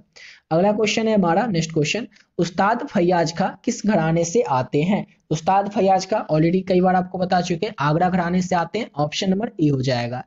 भारतीय संगीत में कितनी श्रुतियां होती हैं? ये सब क्वेश्चन लगता है जो बोर्ड एग्जाम में क्वेश्चन तैयार करते हैं उन टीचर का ये सब क्वेश्चन लगता है फेवरेट क्वेश्चन है, बार बार पूछ रहे हैं, हर एक साल पूछ रहे हैं, आपके लिए तो फायदा ही है। तो भारतीय संगीत में श्रुतियां कितनी होती हैं? तो 22 श्रुतियां होती है भारतीय संगीत में। अगला क्वेश्चन है पंडित रविशंकर कौन सा वाद्य यंत्र बजाते थे? तो सितार वादन करते थे पंडित रविशंकर। ऑप्शन बी हो जाएगा। पंडित कृष्ण राव शंकर किस घराने से हैं? तो ग्वालियर घराने से आते हैं पंडित कृष्ण राव शंकर। ऑप्शन बी हो जाएगा। रूपक ताल में कितने विभाग होते हैं? तो जो रूपक ताल होता है इसमें 3 विभाग होते हैं। ऑप्शन नंबर ए हो जाएगा। अगला क्वेश्चन है संपूर्ण जाति में कितने स्वर लगते हैं? तो संपूर्ण जाति में 7 स्वर लगते हैं। ऑप्शन सी हो जाएगा। अगला क्वेश्चन है भांगड़ा नृत्य यानी कि भांगड़ा डांस किस राज्य का डांस है? तो पंजाब राज्य का डांस है। ऑप्शन डी हो जाएगा। अगला क्वेश्चन है स्वर लिपि पद्धति को किसने प्रचलित किया था? तो पंडित भातखंडे के द्वारा स्वर लिपि पद्धति को प्रचलित किया गया था। ऑप्शन बी हो जाएगा। और यहाँ तक कंप्लीट होता है हमारा 2022 तक के पूछे गए सभी प्रश्न। अब यहाँ से शुरू करते हैं 2023 तक के 2023 में पूछे गए प्रश्नों को। तो 2023 में पहला क्वेश्चन पूछा गया था राग देश का गायन समय क्या है? राग देश का गाने का समय है रात्रि का दूसरा पहर। रात्रि के दूसरे पहर में राग देश को गाया बजाया जाता है, यानी कि ऑप्शन नंबर ए हो जाएगा। अगला क्वेश्चन है पंडित विष्णु नारायण भातखंडे का जन्म कब हुआ था? तो 10 अगस्त 1860 को पंडित विष्णु नारायण भातखंडे का जन्म हुआ था। ऑप्शन ए हो जाएगा। अगला क्वेश्चन है एक ग्राम में कितनी मूर्छनाएं होती है? तो एक ग्राम में 7 मूर्छनाएं होती है, यानी कि ऑप्शन नंबर इसका सी हो जाएगा। कितनी मूर्छनाएं होती है? तो 7 होती है। प म ग म ग सा ये किस राग की पहचान है? प म ग म ग सा ये जो है किस राग की पहचान है? तो राग बिहाग की पहचान है ये। ऑप्शन नंबर बी हो जाएगा। अगला क्वेश्चन है संगीत पारिजात के लेखक का क्या नाम है? संगीत पारिजात के लेखक है पंडित अहोबल, यानी कि ऑप्शन नंबर ए हो जाएगा। अगला क्वेश्चन है त्रिभ किस ठाट की पहचान है? तो त्रिभ जो है किस ठाट की पहचान होती है? तो कल्याण ठाट की पहचान है त्रिभ। ऑप्शन नंबर बी हो जाएगा। अगला क्वेश्चन है संगीत रत्नाकर के लेखक कौन है? तो पंडित सारंग देव जो है संगीत रत्नाकर ग्रंथ के लेखक हैं, यानी कि ऑप्शन नंबर इसका हो जाएगा ए। अगला क्वेश्चन है हमारा स्वर लिपि पद्धति का जनक किसे कहा जाता है? तो स्वर लिपि पद्धति का जनक पंडित विष्णु नारायण भातखंडे को कहा जाता है। पंडित विष्णु नारायण भातखंडे जो है इस संगीत का जनक इन्हें कहा जाता है। अगला क्वेश्चन है उस्ताद फैयाज खां का घराना कौन सा है? तो उस्ताद फैयाज खां जो है ये किराना घराना से आते हैं। ऑप्शन नंबर बी हो जाएगा। अगला क्वेश्चन है धमार कितनी मात्रा का ताल होता है? तो धमार जो है कितनी मात्रा का ताल होता है? तो धमार होता है 14 मात्राओं का ताल। ऑप्शन नंबर सी हो जाएगा। अगला क्वेश्चन है विलंबित तीन ताल किस ताल को कहते हैं? अच्छा, तो विलंबित 3 ताल जो है तिलवाड़ा ताल को कहते हैं। ऑप्शन नंबर बी हो जाएगा। अगला क्वेश्चन है पन्ना लाल घोष क्या बजाते थे? तो पन्ना लाल घोष जो है क्या बजाते थे? किस चीज का वादन करते थे? तो पन्ना लाल घोष जो है ये बांसुरी वादन करते थे, बांसुरी बजाते थे। ऑप्शन सी हो जाएगा। अगला क्वेश्चन है ध्रुपद गायन शैली में कौन सा ताल बजता है? तो ध्रुपद गायन शैली जो है उसमें चौताल बजता है, यानी कि ऑप्शन नंबर ए हो जाएगा। अगला क्वेश्चन है संगीत में होता है, तो संगीत में सबको पता है गायन होता है, वादन होता है और नृत्य होता है। इन्हीं के तीनों के समावेश से मिलकर बनता है संगीत। और अगला क्वेश्चन है हमारा, ये क्वेश्चन आपसे ना लघु उत्तरीय में भी पूछा जाएगा कि संगीत क्या होता है, परिभाषा दीजिए। तो याद रखिएगा बस इस तरह से कि संगीत में गायन, वादन और नृत्य होता है, इन्हीं तीनों के समावेश से मिलकर संगीत तैयार होता है। और संगीत जो है ये भावनाओं का व्यक्त करने का सबसे अच्छा माध्यम होता है। जैसे कि जब हम खुश होते हैं तो हमारा जो फेवरेट गाना होता है उसको सुनते हैं, जब कोई ब्रेकअप किसी का हो जाता है तो सैड सॉन्ग सुनता है, या जब कोई सैड होता है तो वो सैड गाना सुनता है, जब कोई भक्ति में हो जाता है तो भक्ति सॉन्ग सुनता है, जब कोई पार्टी में जाता है तो पार्टी सॉन्ग सुनता है। यानी कि हमारे जो भावना है, इस भावना को व्यक्त करने का सबसे जो अच्छा माध्यम होता है वो संगीत ही होता है। तो लघु उत्तरीय में बस आपको यही लिख देना है। जब आपसे पूछा जाए एग्जाम में इस संगीत की परिभाषा दीजिए या फिर संगीत क्या होता है, तो यही आपको बता देना है। अगला क्वेश्चन है, एक सप्तक में कितनी श्रुतियां होती हैं? तो एक सप्तक में 22 श्रुतियां होती हैं। ऑप्शन नंबर इसका ए हो जाएगा। अगला क्वेश्चन है, पंडित विष्णु दिगंबर पुरस्कार की मृत्यु कब हुई थी? तो पंडित विष्णु दिगंबर पुरस्कार जो है इनकी मृत्यु 21 अगस्त 1931 को हुई थी। ऑप्शन ए हो जाएगा। अगला क्वेश्चन है, राग आसावरी किस ठाट में आता है? राग आसावरी जो है ये आसावरी ठाट से ही आता है, यानी कि ऑप्शन नंबर सी हो जाएगा। अगला क्वेश्चन है, राग बागेश्वरी को कब गाया जाता है? तो राग बागेश्वरी के गाने का जो समय है वो रात्रि का है, यानी कि रात के समय में राग बागेश्वरी को गाया जाता है। ऑप्शन ए हो जाएगा। अगला क्वेश्चन है, किस राग के आरोह में ऋषभ नहीं लगता है? यहाँ पर पूछा जा रहा है किस राग के आरोह में ऋषभ नहीं लगता है? तो राग केदार के आरोह में ऋषभ नहीं लगता है। ऑप्शन ए हो जाएगा। अगला क्वेश्चन है, यमन राग के गाने का उचित समय कौन सा है? तो यमन राग के गाने का उचित समय रात्रि का प्रथम पहर। रात्रि के पहले पहर में जो राग यमन है इसको गाया बजाया जाता है। ऑप्शन सी हो जाएगा। अगला क्वेश्चन है, यमन राग में त्रिभ का क्या प्रयोग होता है? तो यमन राग में त्रिभ का मौ में प्रयोग होता है। ऑप्शन डी हो जाएगा। अगला क्वेश्चन है, अलैया बिलावल किस ठाट से उत्पन्न होता है? अलैया बिलावल जो है ये बिलावल ठाट से उत्पन्न होता है, यानी कि ऑप्शन बी हो जाएगा। अगला क्वेश्चन है, अलैया बिलावल का उचित समय क्या है? तो अलैया बिलावल का गाने और बजाने का जो उचित समय है वो दिन का प्रथम पहर है, दिन का पहला पहर है। अगला क्वेश्चन है, राग बिहाग का उचित समय क्या होता है? तो राग बिहाग का जो उचित समय होता है वो रात्रि का दूसरा पहर होता है। रात्रि के दूसरे पहर में राग बिहाग को गाया बजाया जाता है। अगला क्वेश्चन है, हमीर राग किस ठाट से उत्पन्न होता है? हमीर राग किस ठाट से उत्पन्न होता है? तो कल्याण ठाट से उत्पन्न होता है हमीर राग। ऑप्शन नंबर इसका ए हो जाएगा। आसावरी राग का उचित समय क्या होता है? तो राग आसावरी के गाने और बजाने का जो उचित समय है वो क्या होता है? तो वो होता है दिन का दूसरा पहर। दिन का दूसरा पहर राग आसावरी के गाने और बजाने का उचित समय होता है। अगला क्वेश्चन है, आसावरी राग के वादी संवादी स्वर क्या होते हैं? तो राग आसावरी का वादी स्वर होता है ध और संवादी स्वर जो है वो होता है ग। याद रखिएगा, राग आसावरी का वादी स्वर तो ध और संवादी स्वर तो ग। ऑप्शन नंबर डी हो जाएगा। अगला क्वेश्चन है, कामोद राग के वादी संवादी स्वर क्या होते हैं? तो कामोद राग के वादी संवादी स्वर जो है वो ध और प होते हैं। ध होता है राग कामोद का वादी स्वर और प होता है प जो है वो होता है राग कामोद का संवादी स्वर। ऑप्शन सी हो जाएगा। बागेश्वरी का उचित समय क्या है? राग बागेश्वरी के गाने और बजाने का उचित समय क्या है? तो रात्रि का दूसरा पहर राग बागेश्वरी के गाने बजाने का उचित समय है। राग देश की उत्पत्ति किस ठाट से हुई है? तो राग देश की जो उत्पत्ति है ये खमास ठाट से हुई है। ऑप्शन नंबर इसका सी हो जाएगा। अगला क्वेश्चन है, राग देश के वादी संवादी स्वर क्या होते हैं? तो राग देश जो है इसके वादी संवादी स्वर होते हैं। वादी होता है राग देश का रे और इसका संवादी स्वर होता है प। दोनों को याद रखिएगा अच्छे से। अगला क्वेश्चन है, राग भीम पलासी की उत्पत्ति किस ठाट से हुई है? तो काफी ठाट से राग भीम पलासी की उत्पत्ति हुई है। ऑप्शन नंबर सी हो जाएगा। अगला क्वेश्चन है, भीम पलासी राग का उचित समय कौन सा होता है? राग भीम पलासी जो है इसके गाने और बजाने का जो उचित समय होता है वो दिन का तीसरा पहर होता है, यानी कि ऑप्शन नंबर इसका सी हो जाएगा। अगला क्वेश्चन करते हैं और नेक्स्ट क्वेश्चन है हमारा, भीम पलासी राग के वादी संवादी स्वर क्या होते हैं? तो भीम पलासी राग के वादी स्वर होते हैं मो और संवादी स्वर होते हैं सा, यानी कि ऑप्शन नंबर डी हो जाएगा। अगला क्वेश्चन है, भैरव राग की उत्पत्ति किस ठाट से हुई है? तो भैरव राग की जो उत्पत्ति है ये भैरव ठाट से हुई है, यानी कि ऑप्शन सी हो जाएगा। भैरव से आपको याद रखना है, भैरव राग की जो उत्पत्ति है ये भैरव ठाट से ही हुई है। ऑप्शन नंबर इसका सी हो जाएगा। अगला क्वेश्चन है, भैरव राग का वादी स्वर क्या होता है? तो भैरव राग जो है इसका वादी स्वर होता है ध, यानी कि ऑप्शन नंबर टी हो जाएगा। अगला क्वेश्चन है, भैरव राग का समवादी स्वर क्या होता है? तो भैरव राग का समवादी स्वर क्या होता है? तो रे होता है भैरव राग का समवादी स्वर। ऑप्शन डी हो जाएगा। अगला क्वेश्चन है, भैरव राग में किस स्वर का रूप कोमल होता है? भैरव राग में जो ग होता है और इसका जो स्वरूप होता है इसलिए कोमल होता है, यानी कि ऑप्शन नंबर क्या हो जाएगा? ग नहीं होगा, इसका क्या है? अच्छा, भैरव का रे और ध होगा। ऑप्शन नंबर ए हो जाएगा। किस राग का जो स्वरूप होता है वो कोमल होता है भैरव राग में? तो रे और ध का जो स्वर का स्वरूप होता है वो भैरव राग में कोमल होता है, यानी कि ऑप्शन नंबर इसका ए हो जाएगा। अगला क्वेश्चन है, राग बागेश्वरी का कौन सा स्वर कोमल होता है? तो राग बागेश्वरी का ग और नि स्वर जो है ये कोमल होता है, यानी कि ऑप्शन नंबर सी हो जाएगा।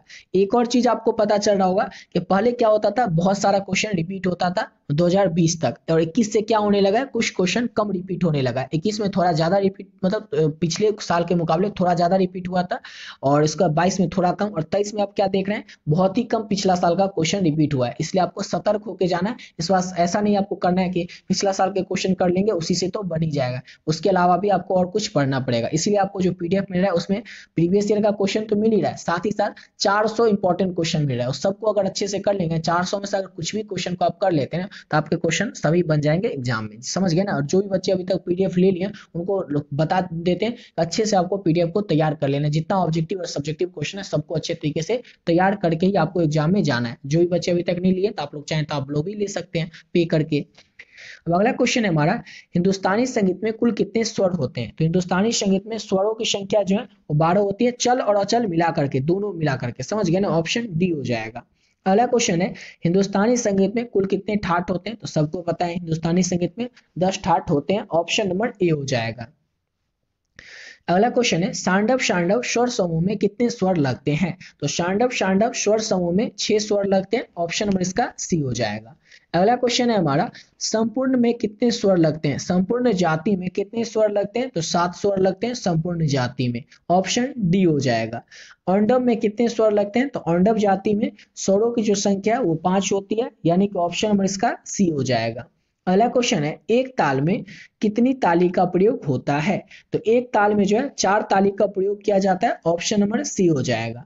अगला क्वेश्चन है, झप ताल में कितनी मात्रा पर खाली का प्रयोग होता है? तो झप ताल जो है इसमें 6ठी मात्रा पर खाली का प्रयोग होता है, ऑप्शन नंबर सी हो जाएगा। अगला क्वेश्चन है, तिलवाड़ा ताल में कितनी ताली का प्रयोग होता है? तो तिलवाड़ा ताल जो है इसमें 3 ताली का ही प्रयोग किया जाता है तिलवाड़ा ताल में, ऑप्शन नंबर इसका सी हो जाएगा।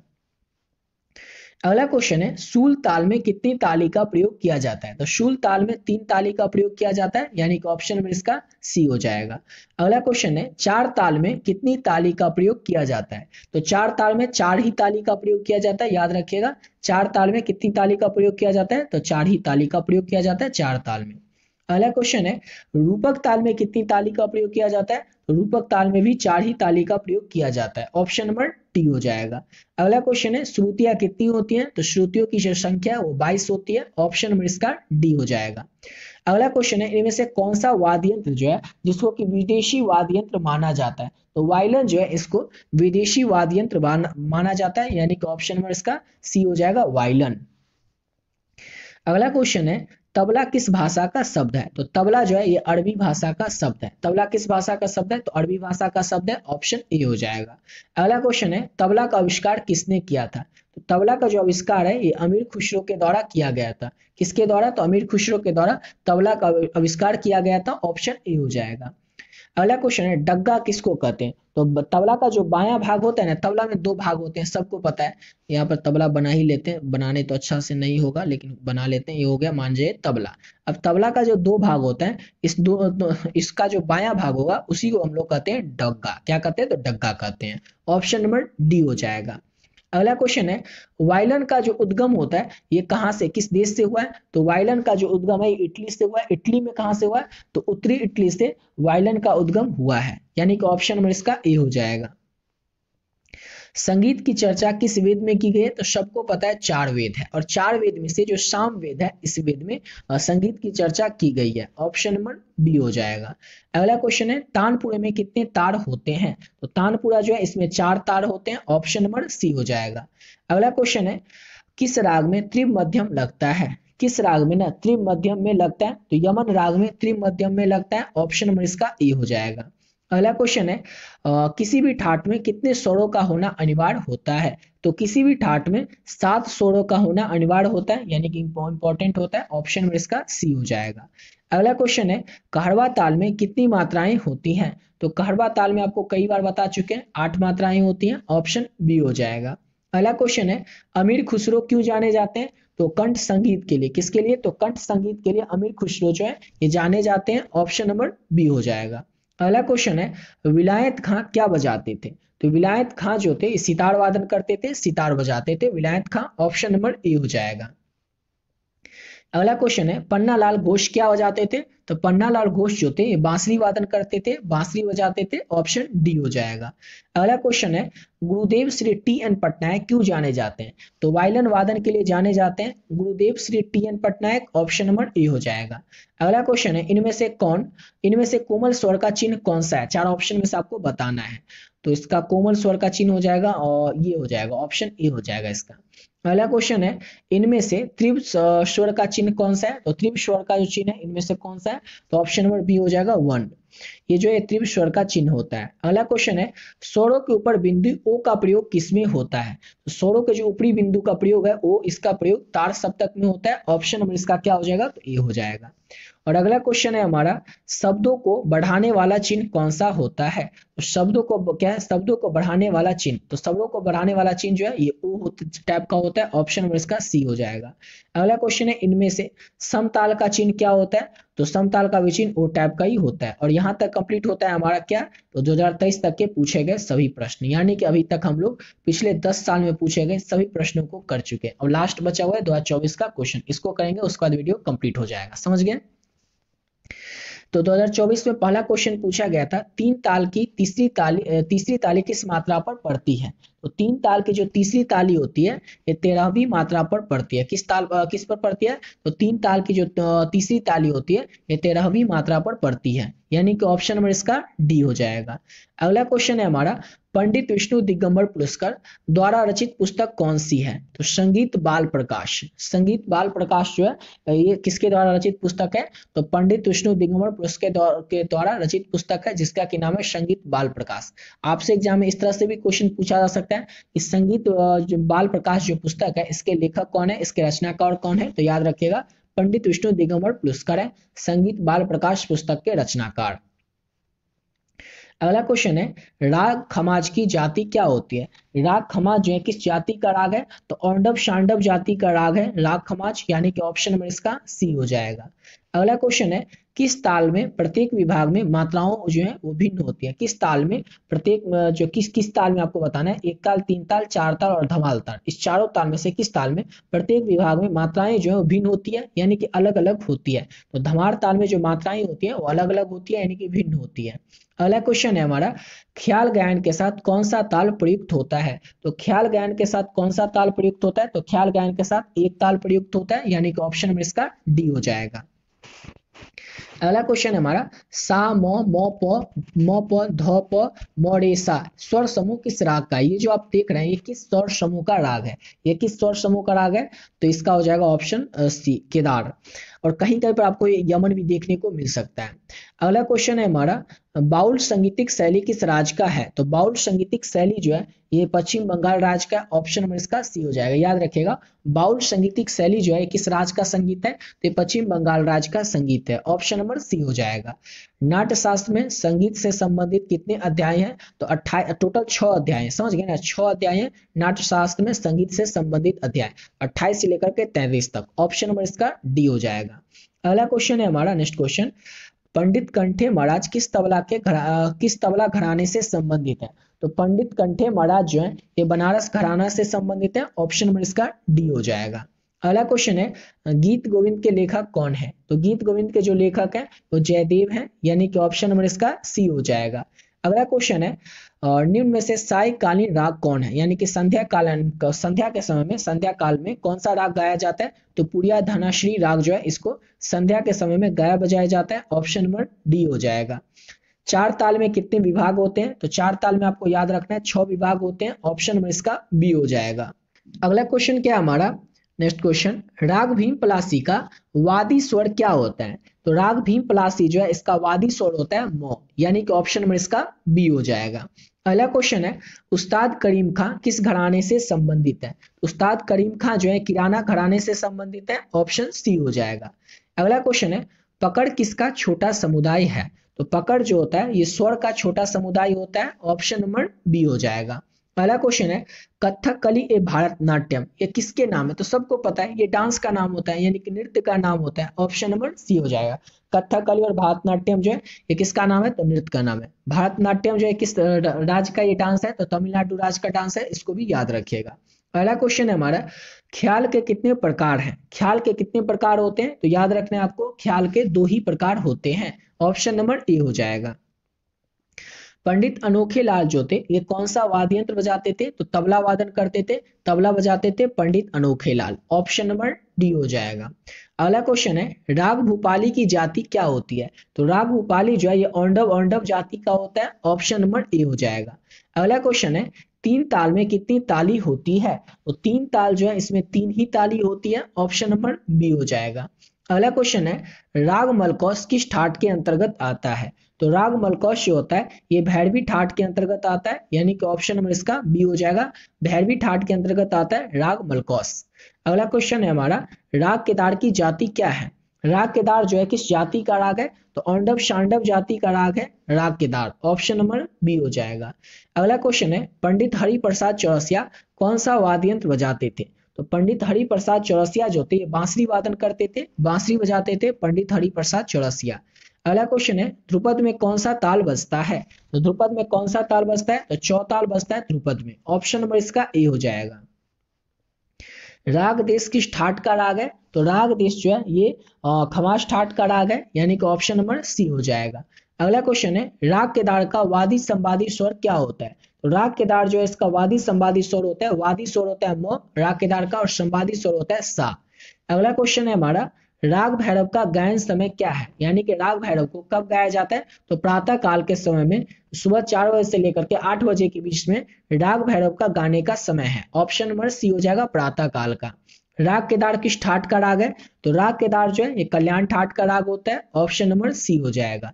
अगला क्वेश्चन है, किस राग में ग और नी जो है कोमल और बाकी स्वर जो है वो शुद्ध लगते हैं? ऐसा किस राग में होता है? तो ऐसा जो है काफी राग में होता है कि ग और नी कोमल और बाकी शुद्ध स्वर जो है वो शुद्ध लगते हैं। ऑप्शन नंबर ए हो जाएगा। अगला क्वेश्चन है, राग बिहाग का वादी स्वर क्या होता है? तो ग होता है राग बिहाग का वादी स्वर। ऑप्शन नंबर डी हो जाएगा। कहरवा एवं रूपक ताल की मात्राओं का योग कितना होता है? तो कहरवा और रूपक ताल में मात्राओं का योग कितना होता है? तो कहरवा ताल में मात्राएं कितनी होती है? तो 8 होती है। रूपक ताल में मात्राएं कितनी होती है? तो 7 होती है। तो 8 और 7 मिलाकर के कितना होगा? तो 8 और 7 मिलाकर के 15 होगा। तो ऑप्शन नंबर सी हो जाएगा। कहरवा और रूपक ताल दोनों को मिलाकर के मात्राओं का जो योग होता है वो क्या होता है? तो याद रखना 8 और 7 15 होता है। ऑप्शन नंबर इसका सी हो जाएगा। अगला क्वेश्चन है, रूपक ताल में कितने विभाग होते हैं? तो रूपक ताल में जो विभागों की संख्या वो 3 होती है। ऑप्शन नंबर इसका ए हो जाएगा। अगला क्वेश्चन है, सांडव शांडव जाति के रागों में कितने स्वर लगते हैं? सांडव शांडव जाति के रागों में 6 स्वर लगते हैं। ऑप्शन नंबर सी हो जाएगा। अगला क्वेश्चन है, लय कितने प्रकार की होती है? तो लय जो है ये 3 ही प्रकार की होती है। ऑप्शन नंबर ए हो जाएगा। अगला क्वेश्चन है, राग बिहाग के गायन समय क्या है? यानी कि राग बिहाग को कब गाया जाता है? तो रात्रि के समय में, रात्रि काल में, या फिर रात के समय में। आप कोई भी ऑप्शन में आपको कुछ भी रह सकता है। तो राग बिहाग के गाने का समय रात का। ऑप्शन नंबर इसका डी हो जाएगा। अगला क्वेश्चन है हमारा, नाट्य शास्त्र के लेखक कौन है? तो नाट्य शास्त्र के लेखक है भरत मुनि। ऑप्शन नंबर सी हो जाएगा। अगला क्वेश्चन है, लावनी लोक नृत्य जो है यह किस स्थान से संबंधित है? यानी कि किस राज्य से संबंधित है लावनी? तो लावनी जो है ये महाराष्ट्र में गाया बजाया जाता है। महाराष्ट्र का लोक गीत है, लोक नृत्य है, लोक गीत नहीं लोक नृत्य है, लोक डांस है लावनी। ऑप्शन नंबर इसका बी हो जाएगा। अगला क्वेश्चन है हमारा, उस्ताद जाकिर हुसैन किस घराने के तबला वादक है? उस्ताद जाकिर हुसैन जो है ये पंजाब घराने के तबला वादक है। ऑप्शन नंबर इसका बी हो जाएगा। किस घराने के तबला वादक है उस्ताद जाकिर हुसैन? तो पंजाब घराने के। ऑप्शन नंबर बी हो जाएगा।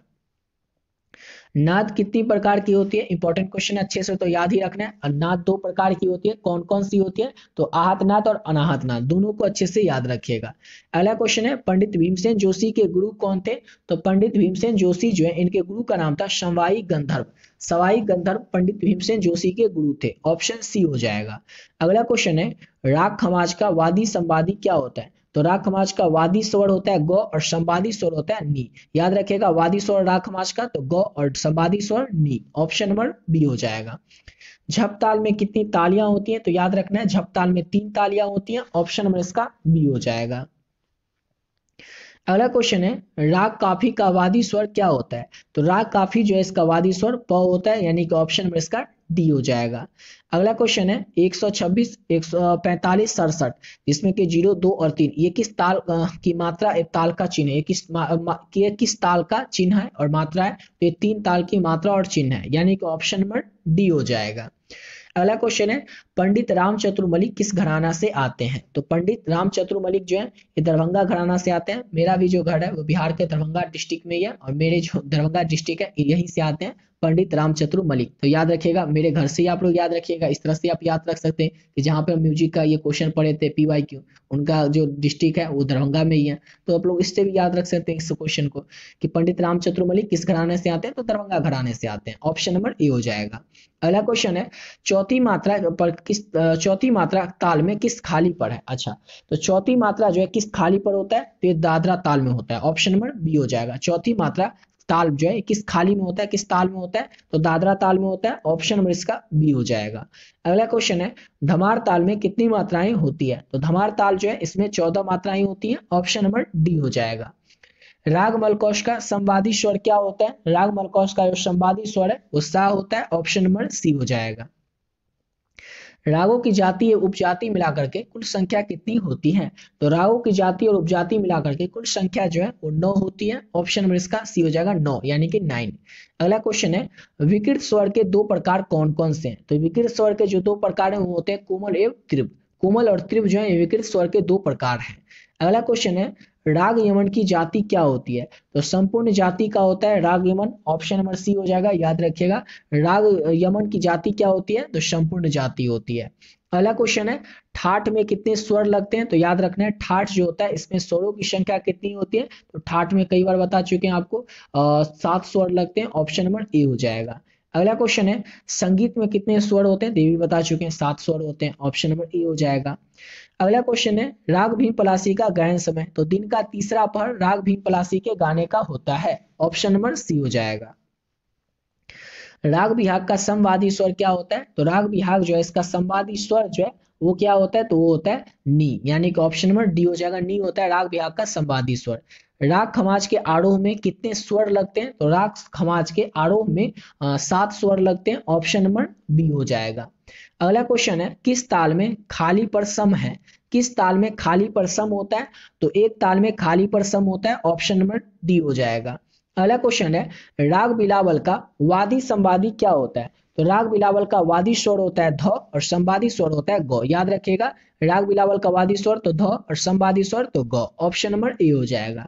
अगला क्वेश्चन है, स्वरों के उतरते क्रम को क्या कहते हैं? कई बार बता चुके हैं, स्वरों के उतरते क्रम को अवरोह कहते हैं और चढ़ते क्रम को आरोह कहते हैं। हिंदुस्तानी संगीत का क्षेत्र कौन सा है? तो हिंदुस्तानी संगीत का क्षेत्र है वह उत्तर भारत, यानी कि उत्तर भारत में जितने भी राज्य आते हैं, जैसे कि हमारा बिहार हो गया, उत्तर प्रदेश हो गया, मध्य प्रदेश हो गया, ये सभी क्या है? उत्तर भारत के क्षेत्र है। तो इन सभी क्षेत्रों में हिंदुस्तानी संगीत को गाया बजाया जाता है। और कर्नाटकी संगीत का जो क्षेत्र है वो दक्षिण भारत का है, जैसे कि तमिलनाडु, केरल, आंध्र प्रदेश, ये सब का जो है इस सब राज्यों में कर्नाटकी संगीत को गाया बजाया जाता है। और उत्तर प्रदेश उत्तर भारत का क्षेत्र है, इसलिए हो जाएगा हिंदुस्तानी का क्षेत्र। हिंदुस्तानी संगीत का क्षेत्र कौन सा है? तो उत्तर प्रदेश है। ऑप्शन नंबर सी हो जाएगा। अगला क्वेश्चन है, किस ताल में विभाग 2-3-2-3 का होता है? तो किस ताल में ऐसा होता है? तो ऐसा होता है झप ताल में। ऑप्शन नंबर इसका सी हो जाएगा। अगला क्वेश्चन है हमारा, हिंदुस्तानी शास्त्रीय संगीत में, यहाँ पर संगत यानी संगीत होगा, तो संगीत में मूलभूत स्वर को क्या कहते हैं? तो हिंदुस्तानी शास्त्रीय संगीत में मूलभूत स्वर को निषाद कहते हैं। ऑप्शन नंबर डी हो जाएगा। अगला क्वेश्चन है, किस ठाट में सभी शुद्ध स्वर का प्रयोग होता है? किस ठाट में ना सभी शुद्ध स्वर का प्रयोग किया जाता है? तो बिलावल ठाट में सभी शुद्ध स्वर का प्रयोग किया जाता है। ऑप्शन नंबर सी हो जाएगा। और 400 नंबर क्वेश्चन है हमारा, किस ताल में 4 ताली और 2 खाली होती है? किस ताल में ऐसा होता है? तो ऐसा होता है एक ताल में। ऑप्शन नंबर इसका डी हो जाएगा। अगला कहीं कहीं पर आपको इसका आंसर 3 ताल भी देखने को मिल सकता है।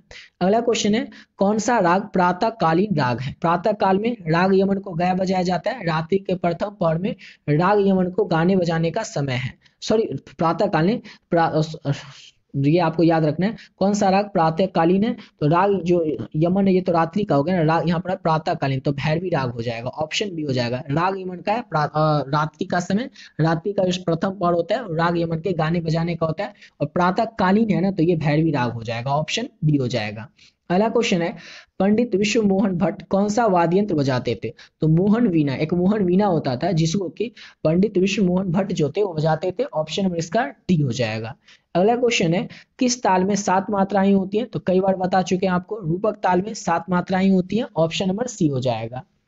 अगला क्वेश्चन है हमारा, सितार किस श्रेणी का वाद्य यंत्र है? सितार जो है किस श्रेणी का वाद्य यंत्र है? तो तत् श्रेणी का वाद्य यंत्र है सितार। ऑप्शन सी हो जाएगा। अगला क्वेश्चन है, एक ताल और झप ताल में कितनी मात्राओं का अंतर होता है? तो एक ताल में कितनी मात्राएं होती है? तो देख लीजिए 12 मात्राएं होती है, और झप ताल में कितनी मात्राएं होती है? तो 10 होती है। और दोनों में अंतर कितना का है? तो 2 का है। ऑप्शन हो जाएगा इसका ए। एक ताल और झप ताल में कितनी मात्राओं का अंतर होता है? तो 2 मात्राओं का। ऑप्शन ए हो जाएगा। और अगला क्वेश्चन है, तानसेन का बचपन का नाम क्या था? तो तन्ना मिश्र या रामतनु पांडे तानसेन के बचपन का नाम था। ऑप्शन नंबर सी हो जाएगा। और यहां तक कंप्लीट होता है हमारा पिछला 11 सालों का क्वेश्चन। 2013 से 2024 तक पूछे गए जो भी प्रश्न थे आपके एग्जाम में, सभी प्रश्न यहां तक कंप्लीट हो चुका है, पिछले 11 सालों का प्रश्न। आशा करता हूं आप लोग को वीडियो अच्छा लगा होगा। मिलते हैं नेक्स्ट वीडियो में, जिसमें कि म्यूजिक के और भी जो इंपॉर्टेंट क्वेश्चन है, ऑब्जेक्टिव हो, सब्जेक्टिव हो, दीर्घ उत्तरीय हो, सभी प्रश्नों को करेंगे। और अभी तक जो भी बच्चे ऊपर जो आपको पीडीएफ बताए उस पीडीएफ को नहीं लिए तो आप लोग जरूर ले लीजिएगा। अगर आपका सब्जेक्ट म्यूजिक है तो आप लोग जरूर उस पीडीएफ को ले लीजिएगा। उसमें जितने ऑब्जेक्टिव क्वेश्चन है, सब्जेक्टिव क्वेश्चन है, सबको अगर पढ़ लेंगे ना तो आपसे एग्जाम उसके बाहर से एक भी क्वेश्चन आपको देखने को नहीं मिलेगा।